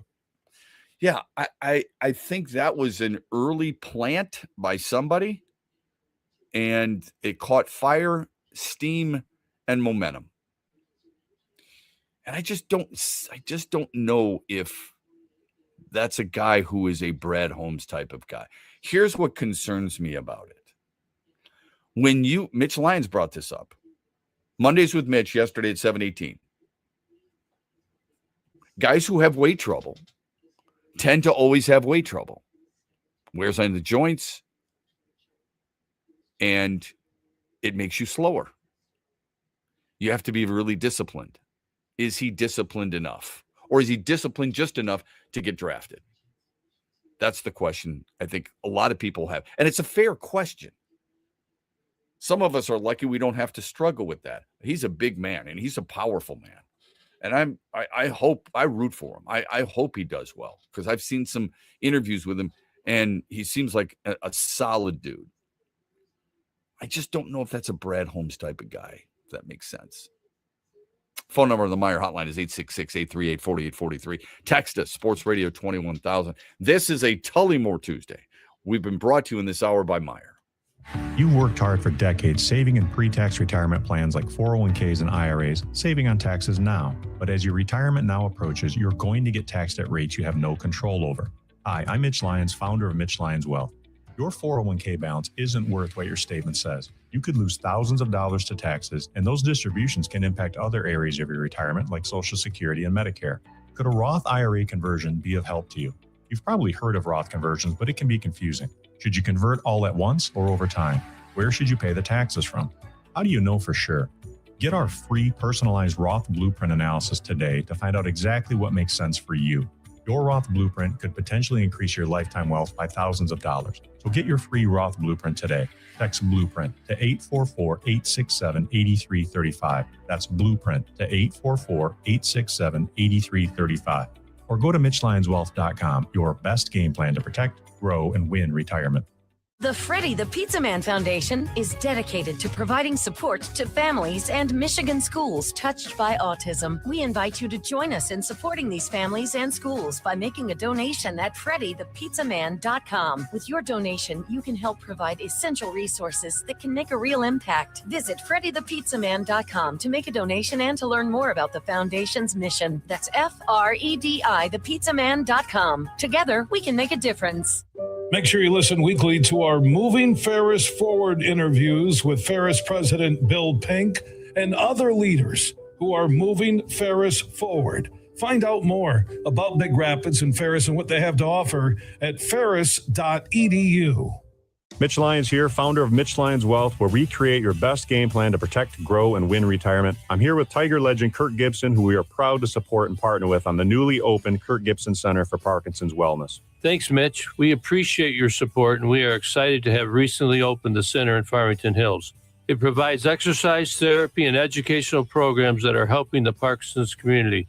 Just like Mitch Lyons Wealth helps improve the quality for their clients' retirements, this center helps improve the quality of life for people with Parkinson's. And Gibby, the best part of all is that access to the center is available to the Parkinson's community free of charge, right? That's right, absolutely free of charge for people with Parkinson's and their care partners. You hit a couple of the most famous home runs in Major League history, Gibby, but I feel that your greatest hit will be the positive impact the Kirk Gibson Center is making in the fight against Parkinson's. Mitch, since my diagnosis, I get up every day and focus on winning that day.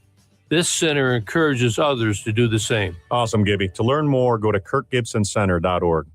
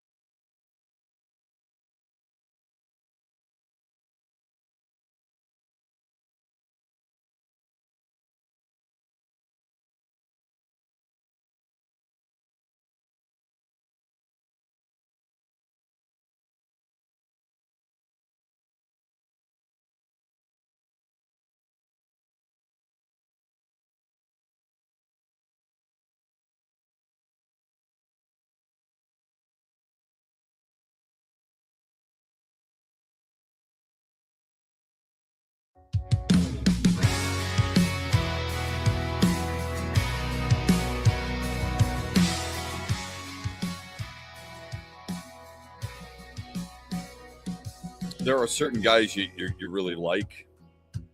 It's a tough one. If I asked you your dream scenario, what would it be for the Lions?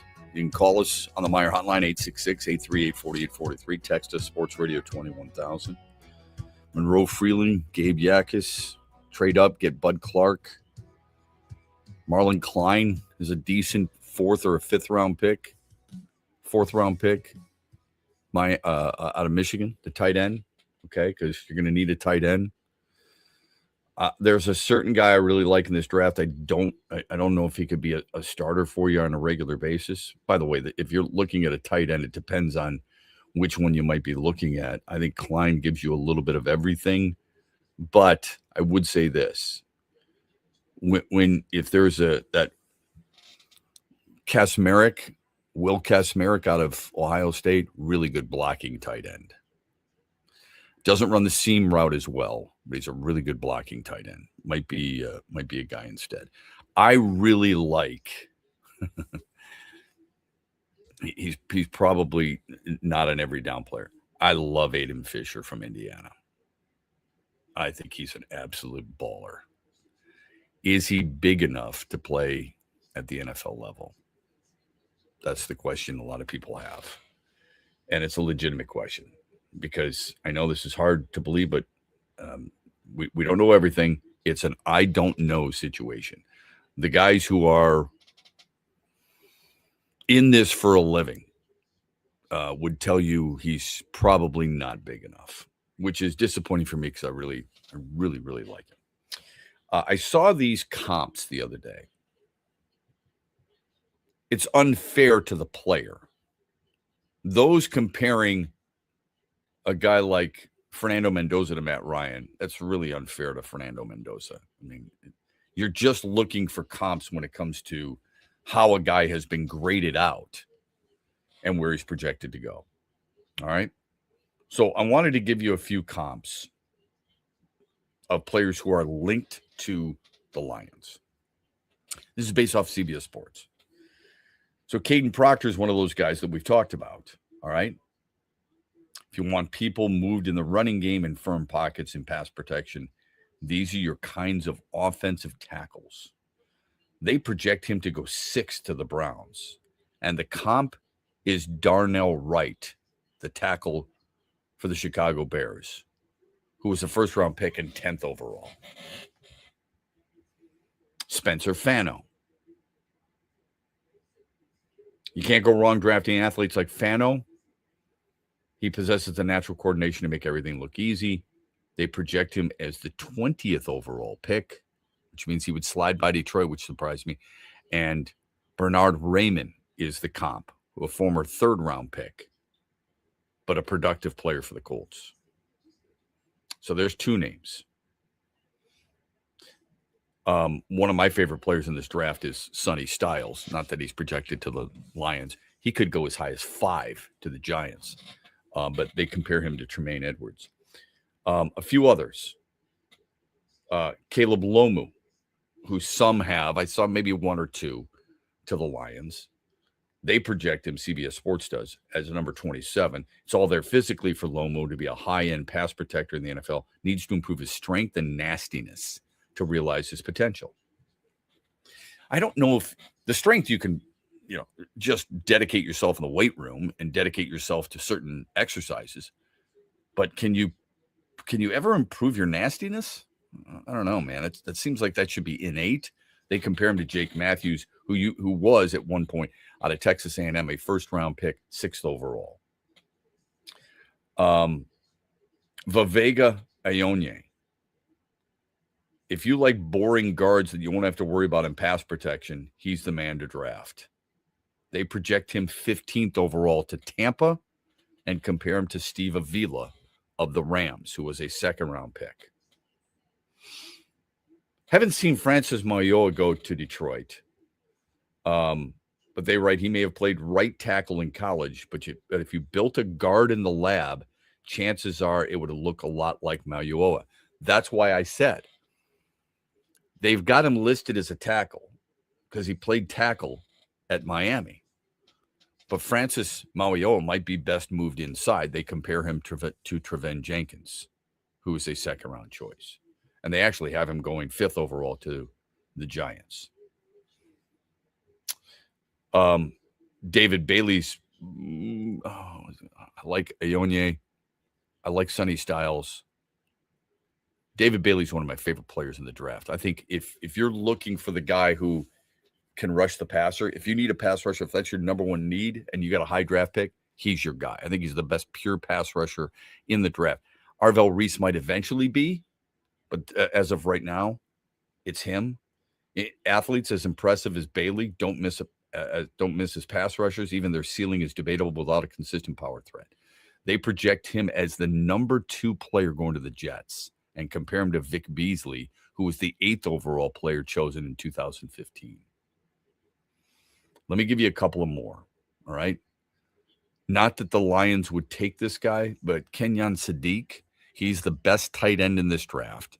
You watched him play at Oregon. He reminds a lot of people of Vernon Davis. They project him to go 16th overall to Baltimore. Pure athletic tools, very similar to that of Vernon Davis. Now we get to the guy they do predict will be a Lion. Monroe Freeling. Projected pick, 17 to the Lions. You cannot fake dominant pass protection in the SEC. It's so well worded. You can fake a lot of things in life against those players. And I know the Big Ten is better. But when you talk about speed, edge rushers, you immediately go to the SEC, which is ironic because Arvell Reese is viewed as that guy, and he's not in the SEC. And, well, David Bailey is viewed as that guy, and he's not in the SEC. But overall, I think that's where most of them are. Monroe Freeling can't. You're not faking how good you are as a pass protector, and he is a great pass protector in college. The comp, Taylor Lewan,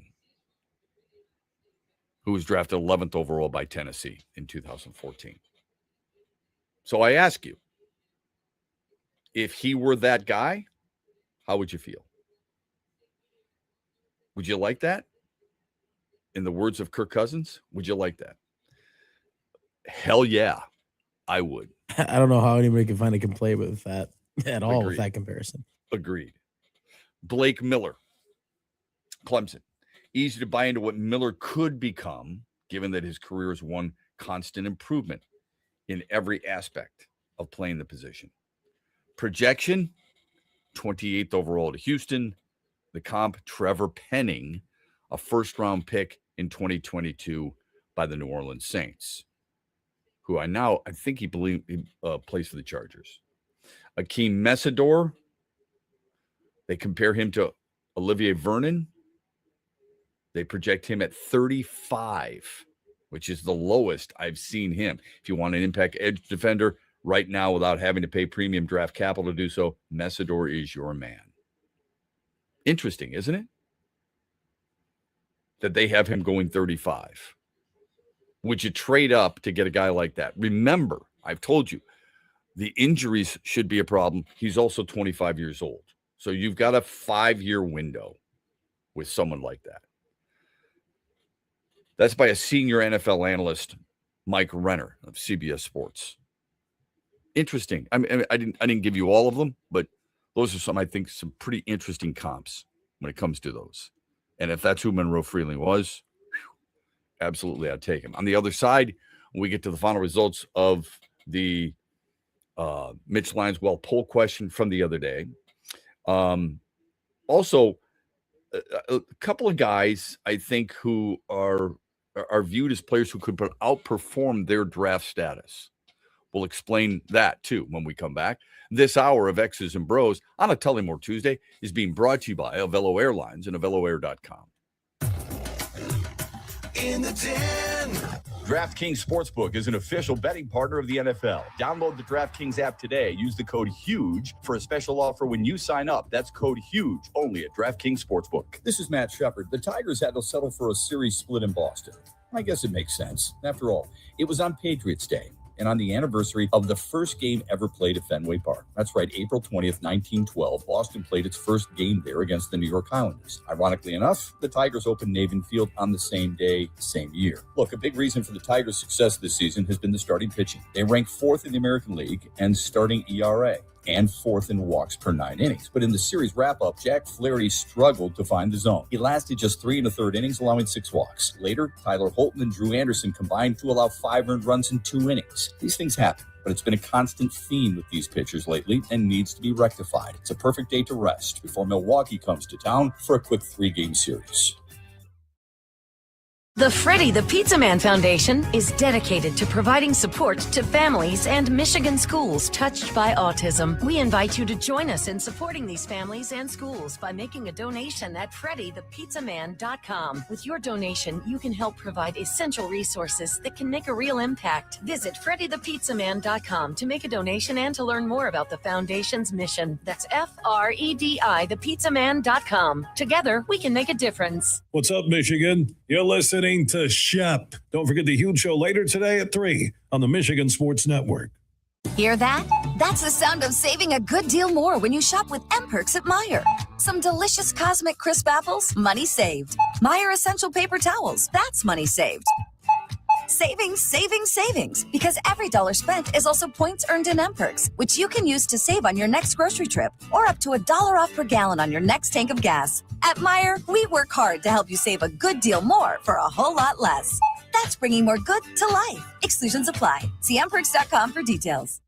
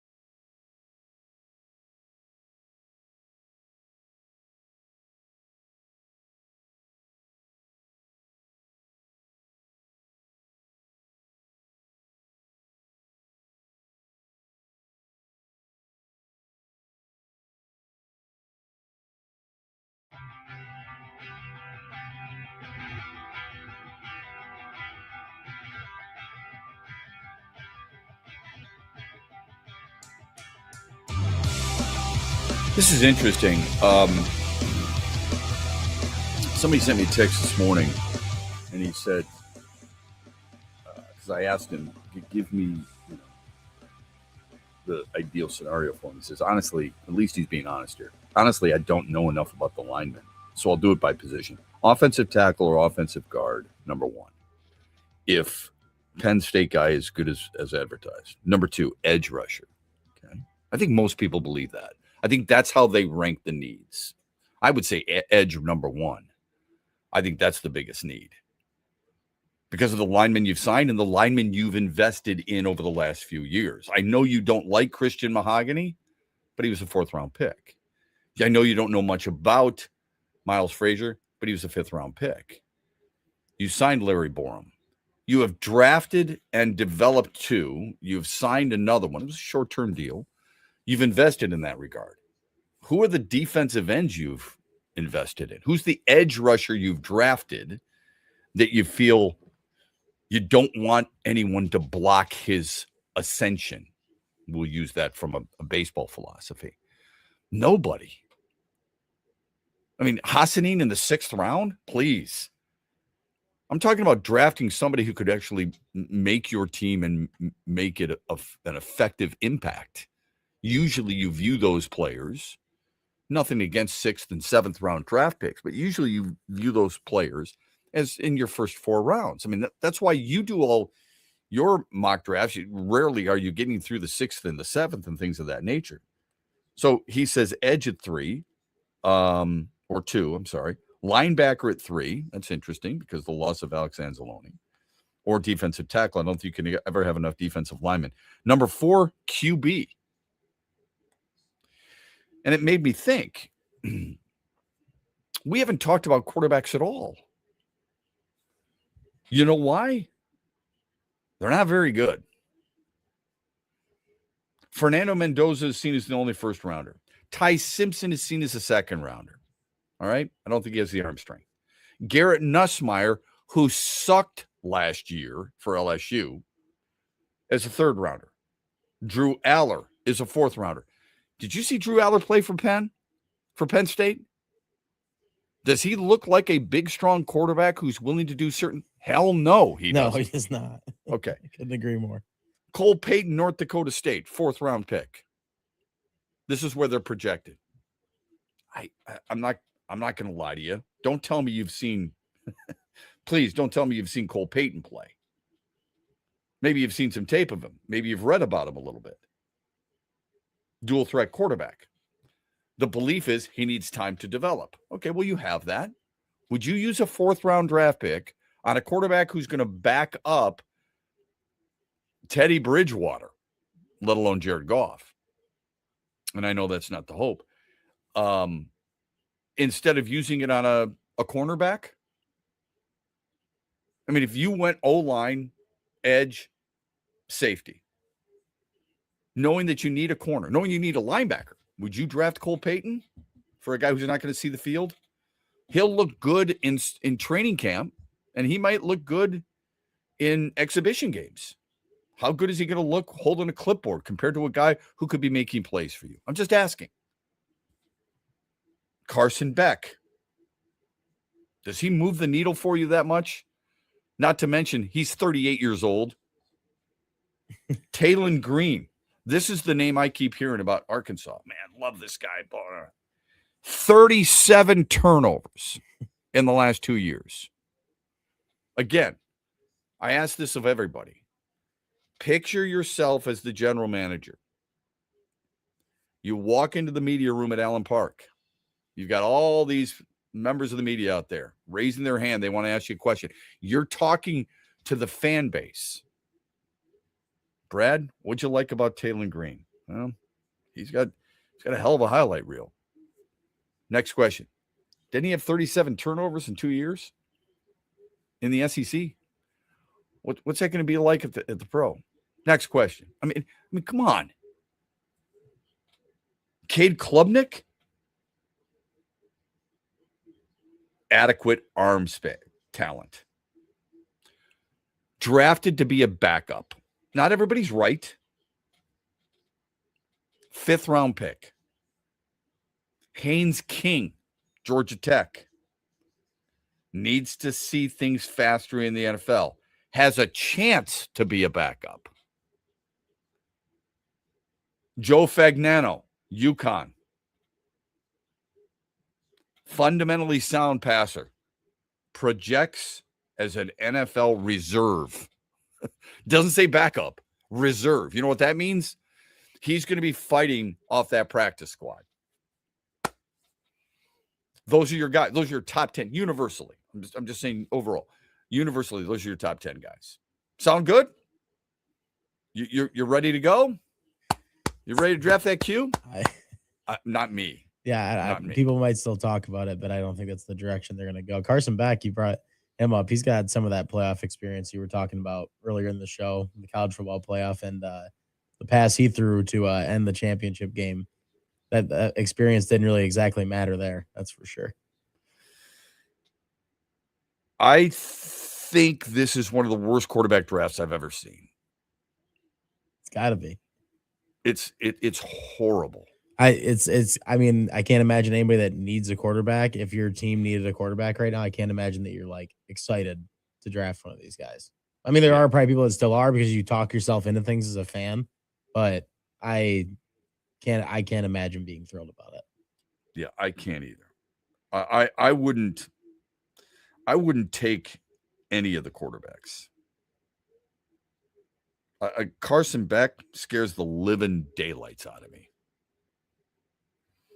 Really. And I know the Lions maybe need one.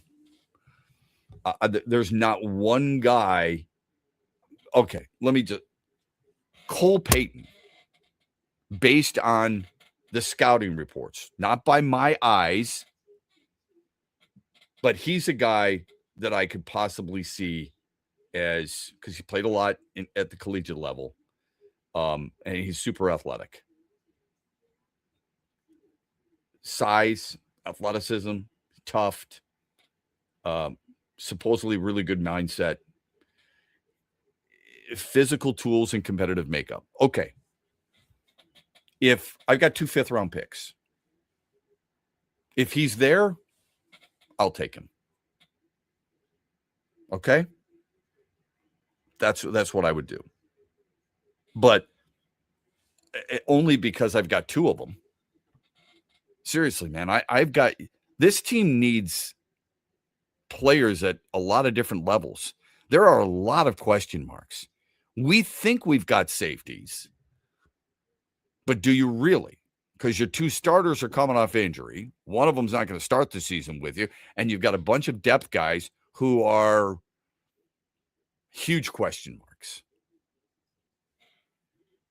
I think that's the way I kind of go about this. I mean, to me, it's a little concerning that some would consider taking a flyer on a quarterback any earlier than that when you've got linebackers. I mean, I'm talking about guys who are going to play. I want guys who are going to make plays and play, not guys who are like, yes, now I know how to read that defense better. I'll remember that when I get an opportunity to take some snaps 3 years from now. Let me run the scout team. I want the guys on the A team. That's what this team needs. Everybody talks about windows. I hate that. Everybody talks about team windows. If the Lions window is now, you're going to waste a 4th-round draft pick on a quarterback who's going to be 3 years in the making? That's a tough one for me as a fan to swallow. Really difficult. Meyer Hotline 866-838-4843. The text line Sports Radio 21,000. More of your texts on the other side, plus the final results in the Mitchell Lanswell poll question. This Tullymore Tuesday is flying by. You like that pun? Brought to you by Avello Airlines. Huge here for Josh Garvey and his team at Dorn Mayhew. Now, Josh oversees the West Michigan operations. Dorn Mayhew's worldwide headquarters are in Troy, Michigan, on the east side of the state. They are one of the top accounting, CPA, and business firms in the world. They continue to grow. They can help your business with any accounting, CPA, or business need you have. And also Dorn Mayhew and Josh and the West Michigan operation. They present Talking Hoops with John Beeline. We do it every Tuesday on the Huge Show through the NBA Finals.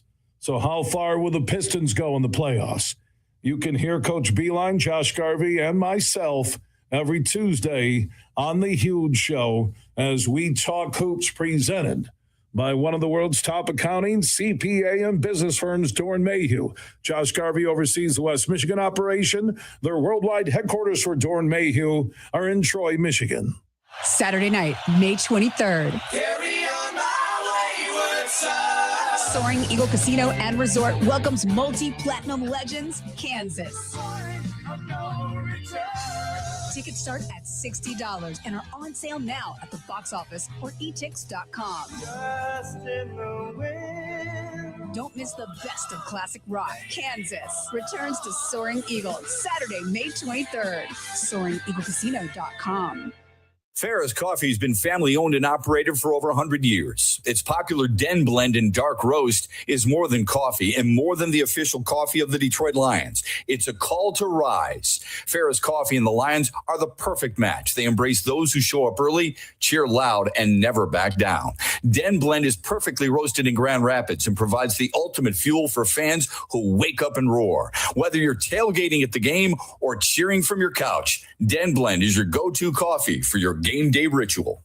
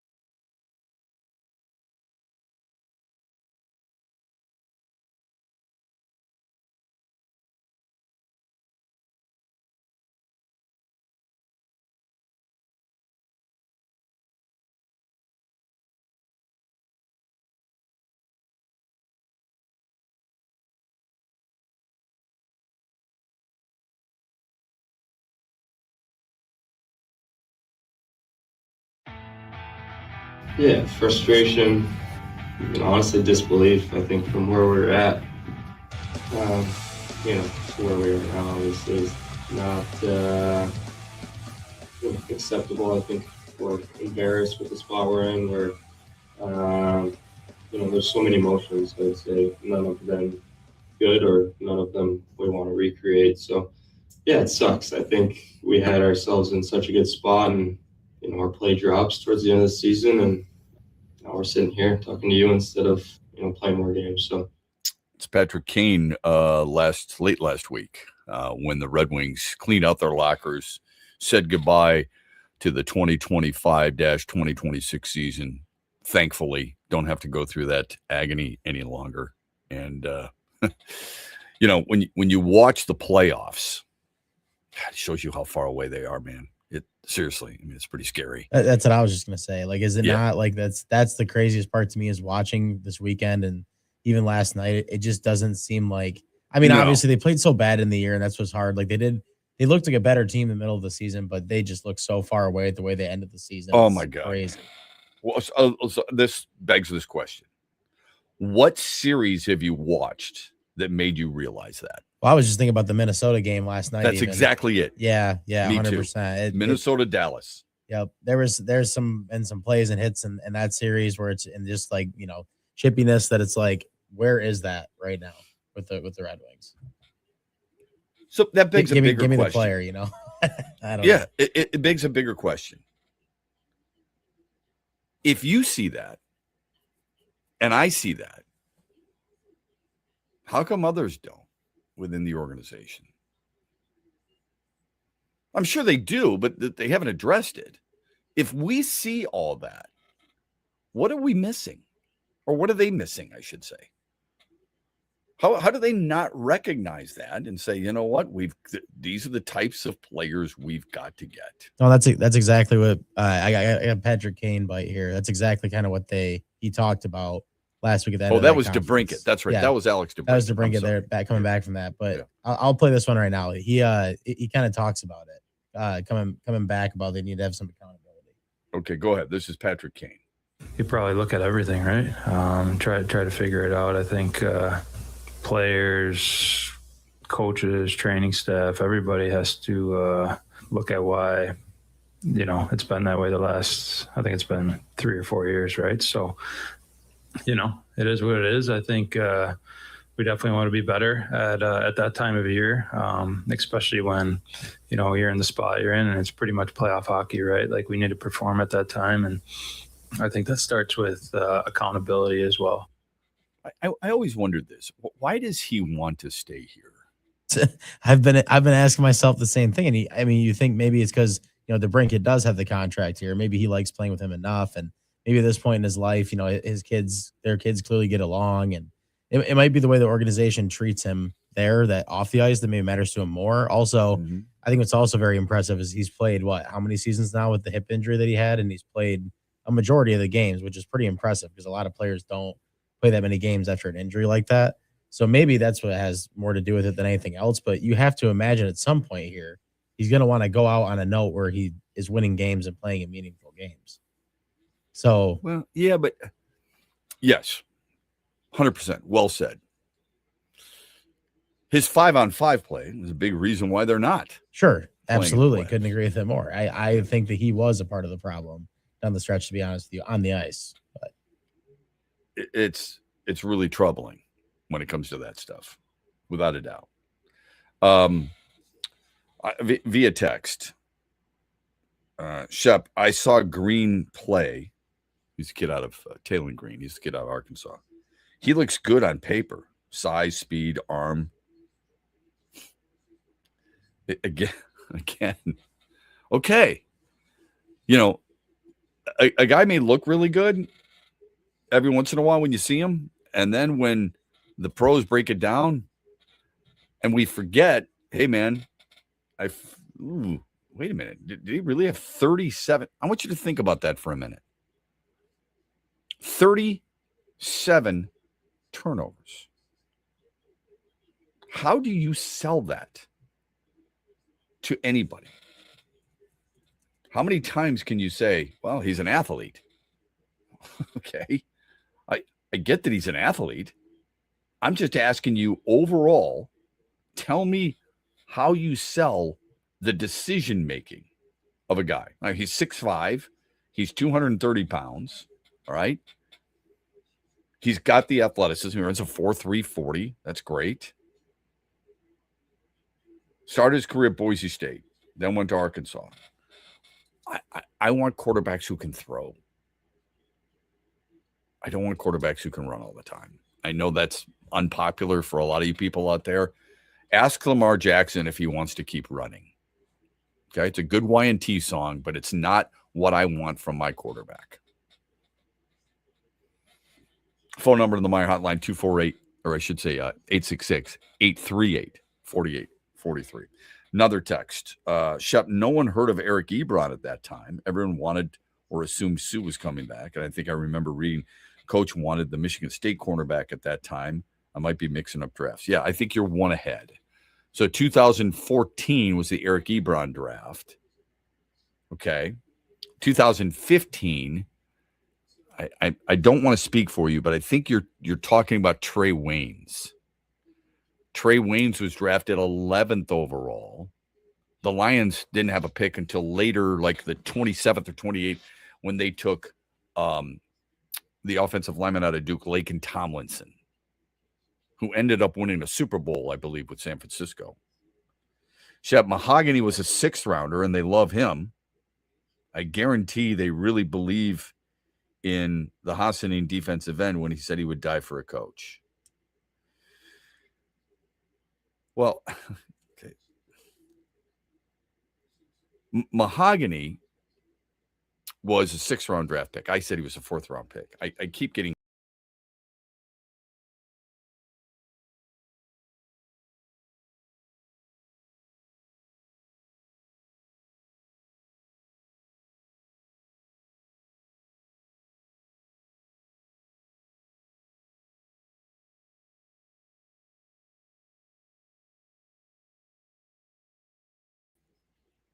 no one's saying he is.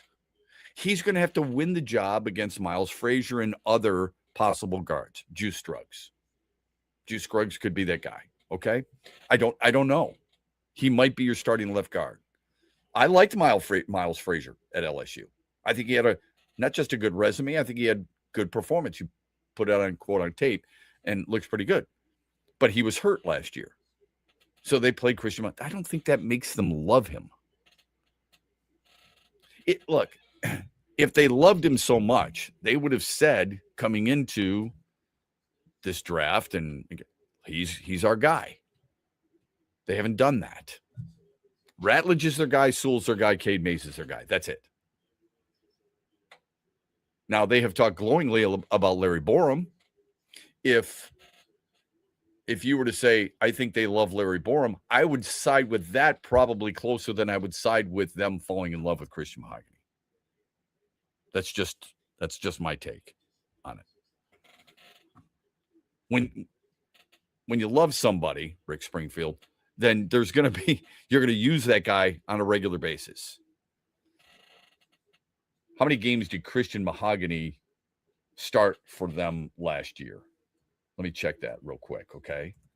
I'm not going to claim to know how many games he started, and I know he got hurt at the end of the season.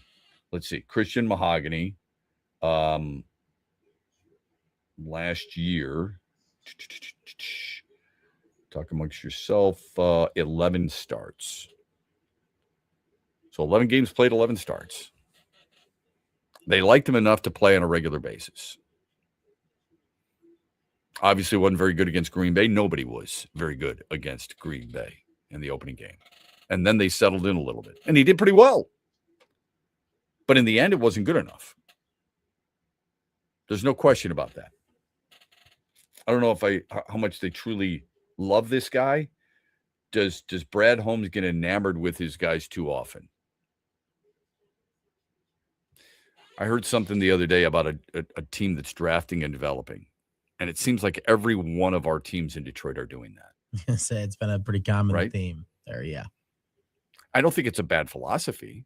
No, building from within is not a bad I think thing. you have to filter in players who are established. Not everybody's got to be that draft. Exactly. guy. And that's where Brad Holmes has had the, being obsessed with his own guys a little bit too much as a thing. Yeah. I mean, I think you're right about that. And then I'm like, well, here's some impact players that were not his guys. Anzalone wasn't his guy. DJ Reed wasn't his guy. Tell me when I'm wrong here. DJ Reed, unless they makes their guy you're signing him as a free agent. Does that make him your guy? Anybody who's on that team, is that not his guy? That's where the fine line kind of is there. Right. I feel like if you sign a free agent that still is like his pick, like he went and got that guy in the offseason to fill a need, right? But he didn't get Alex Anzalone. He went out. He gets criticized for not signing free agents. And then I bring up David Montgomery, DJ Reader, Roy Lopez, Kevin Zeitler, DJ Reed. Are those free agents that he signed? Yes. Are those guys who played? Yes. Are those guys who made an impact? Yes. Although DJ Reed, not enough. So all those guys, except for DJ Reed, are gone now. And he's brought in 14 free agents, Andy. And people are saying he doesn't go into the free agent market enough. Seemed odd to me. If you sign 14 of them, including your starting center, and perhaps your starting right tackle, I think you've gone into the free agent market. He does. I think the fans like clamoring with some of that still is that you're just waiting for like that huge. I mean, I agree with you. A lot of these guys Waiting have for the made huge an what? impact. Waiting for like a huge like signing that kind of takes them over the top at one of those positions. I think all last year the fans were asking for a defensive end. Okay, Signed, so right? there's the difference then. Yeah. Then clarify that aspect of it, and I think you're right. By the way, yeah. Don't give me the huge signing, because Zeitler was a huge signing. Montgomery was a huge signing. Mays is a huge signing. Those are big. DJ Reed's a huge signing. When you're giving a guy who's is he third or fourth most money on your team? That's a huge signing, dude. Absolutely. And people just don't. It's a lot of the time that people don't think about that part of it. I feel like just because it's not the position and the exact person that they wanted. If it's not Max Crosby, it's nothing. That's what it feels like. But. Yeah, or give me Trey Hendrickson. Right. Here's the thing. If the same people who are complaining that he doesn't sign free agents can't wait for the draft. Yep, exactly. They can't wait to draft the young player and watch him develop. Trajan Langdon is kind of walking that tightrope a little bit too, don't you think? Everybody wanted him to get the shooter. How good would Porter Jr. look right now? Right? But they didn't go get him. I don't think you think Kevin Herter is that guy, although I'm surprised he was the first guy off the bench the other day. So people are like, well, you're drafting and developing all these guys. Sure. Not all were his draft picks, by the way. Okay. Trajan Langdon didn't draft Cade Cunningham. Did he? Troy Weaver did. Am I right about that? Trajan Langdon's drafting Asar Thompson. He's drafted Ron Holland, Chaz Lanier. Trajan Langdon's only been there a few years. So are those his guys? Are they drafting and developing? Are you tired of the drafting and developing guys? Same thing with the Tigers. Scott Harris. I went through this earlier in the show. It's not like he drafted Riley Green and Tarek Skubal and Parker Meadows and Cole Keith and Dylan Dingler. He didn't draft Casey Mize, Spencer Torkels. He didn't draft any of those guys. Is it too much drafting to developing? It's the organization in general, right? Red Wings, same thing. Let's get to the final results of the poll question. We have a poll question for you every day. At XB Mornings is the Twitter handle. Here's what I ask you. Yesterday, thoughts on the game one of the Pistons against the Magic? Shocked? Disappointment? I still believe, or series is over. Your mindset overall on those when you watch this? Well, I mean, you really could be more than one, but what was the one that best describes your mood? What do you got? Shocked was 0%. So I guess some people saw that coming. Seems kind of weird to me, but disappointed. Took the poll at 50%. Yeah. Still believe 10%, which is That's crazy to me. And then series is over is 40%. 40? Yeah, so I guess that's your negative. People are having really negative takes after one game. Yeah, I know. That's mind blowing to me. I mean, we're talking about game 1 of a series right now. If they come out tomorrow night and do this, what they did, I think everybody has the right to react how they want to react. But that's that's absolutely crazy to me right now. Who's a better team, the Hawks or the Magic? Gosh, I mean, I feel like the Magic, they didn't have Franz for a lot of the year and stuff, and maybe they're unlocking some stuff right now. But both teams have interesting aspects to where they could be upset type picks. I feel like, yeah. I just wonder what New York fans are thinking after their team lost by right. to a 12-point lead in the fourth quarter. Oh gosh, you're right. The Magic didn't have Franz Wagner, who was great in the fourth quarter the other night, and the former Wolverine had 19 overall. You realize, I'm sure, that the Pistons, in the game they lost to Orlando this year, they didn't have Stewart, they didn't have Cunningham, they didn't have Duren. Or no, they didn't have Cunningham, they didn't have Stewart, and they didn't have Duncan Robinson. Is what it was, I believe. We can nitpick this, that, and the other thing. We don't need to do that any longer. You know what we do need to look at? How this team plays on a night-to-night basis in the postseason. First of all, it's great talking about the postseason. But second of all, you have to figure this out and figure it out quickly. Orlando's a physical team, and they've got talent. Do they have more talent than Detroit? Wendell Carter shouldn't outplay Jalen Duren. Never. For God's sakes. Should not happen. He should not outplay Jalen Duren. But on the other hand, I don't think Suggs should be the only guy falling to the floor for a loose ball and showing everybody what it means to play in the postseason. Absolutely. Effort has to be there for the Pistons. I also think the spacing comments that Cade Cunningham made, that matters to me too, because I feel like if the Pistons can't, shoot, which has been kind of the theme with a lot of the talk this year. Yes, you can put a lot of the blame on Duren if he's not doing enough in this series, but I feel like Orlando was able to execute their game plan because the Pistons couldn't make any shots, I feel like, defensively. Right, gotcha. Yeah. Freddie corrected me. Thank you for that, Freddie. Troy Weaver drafted Asar Thompson.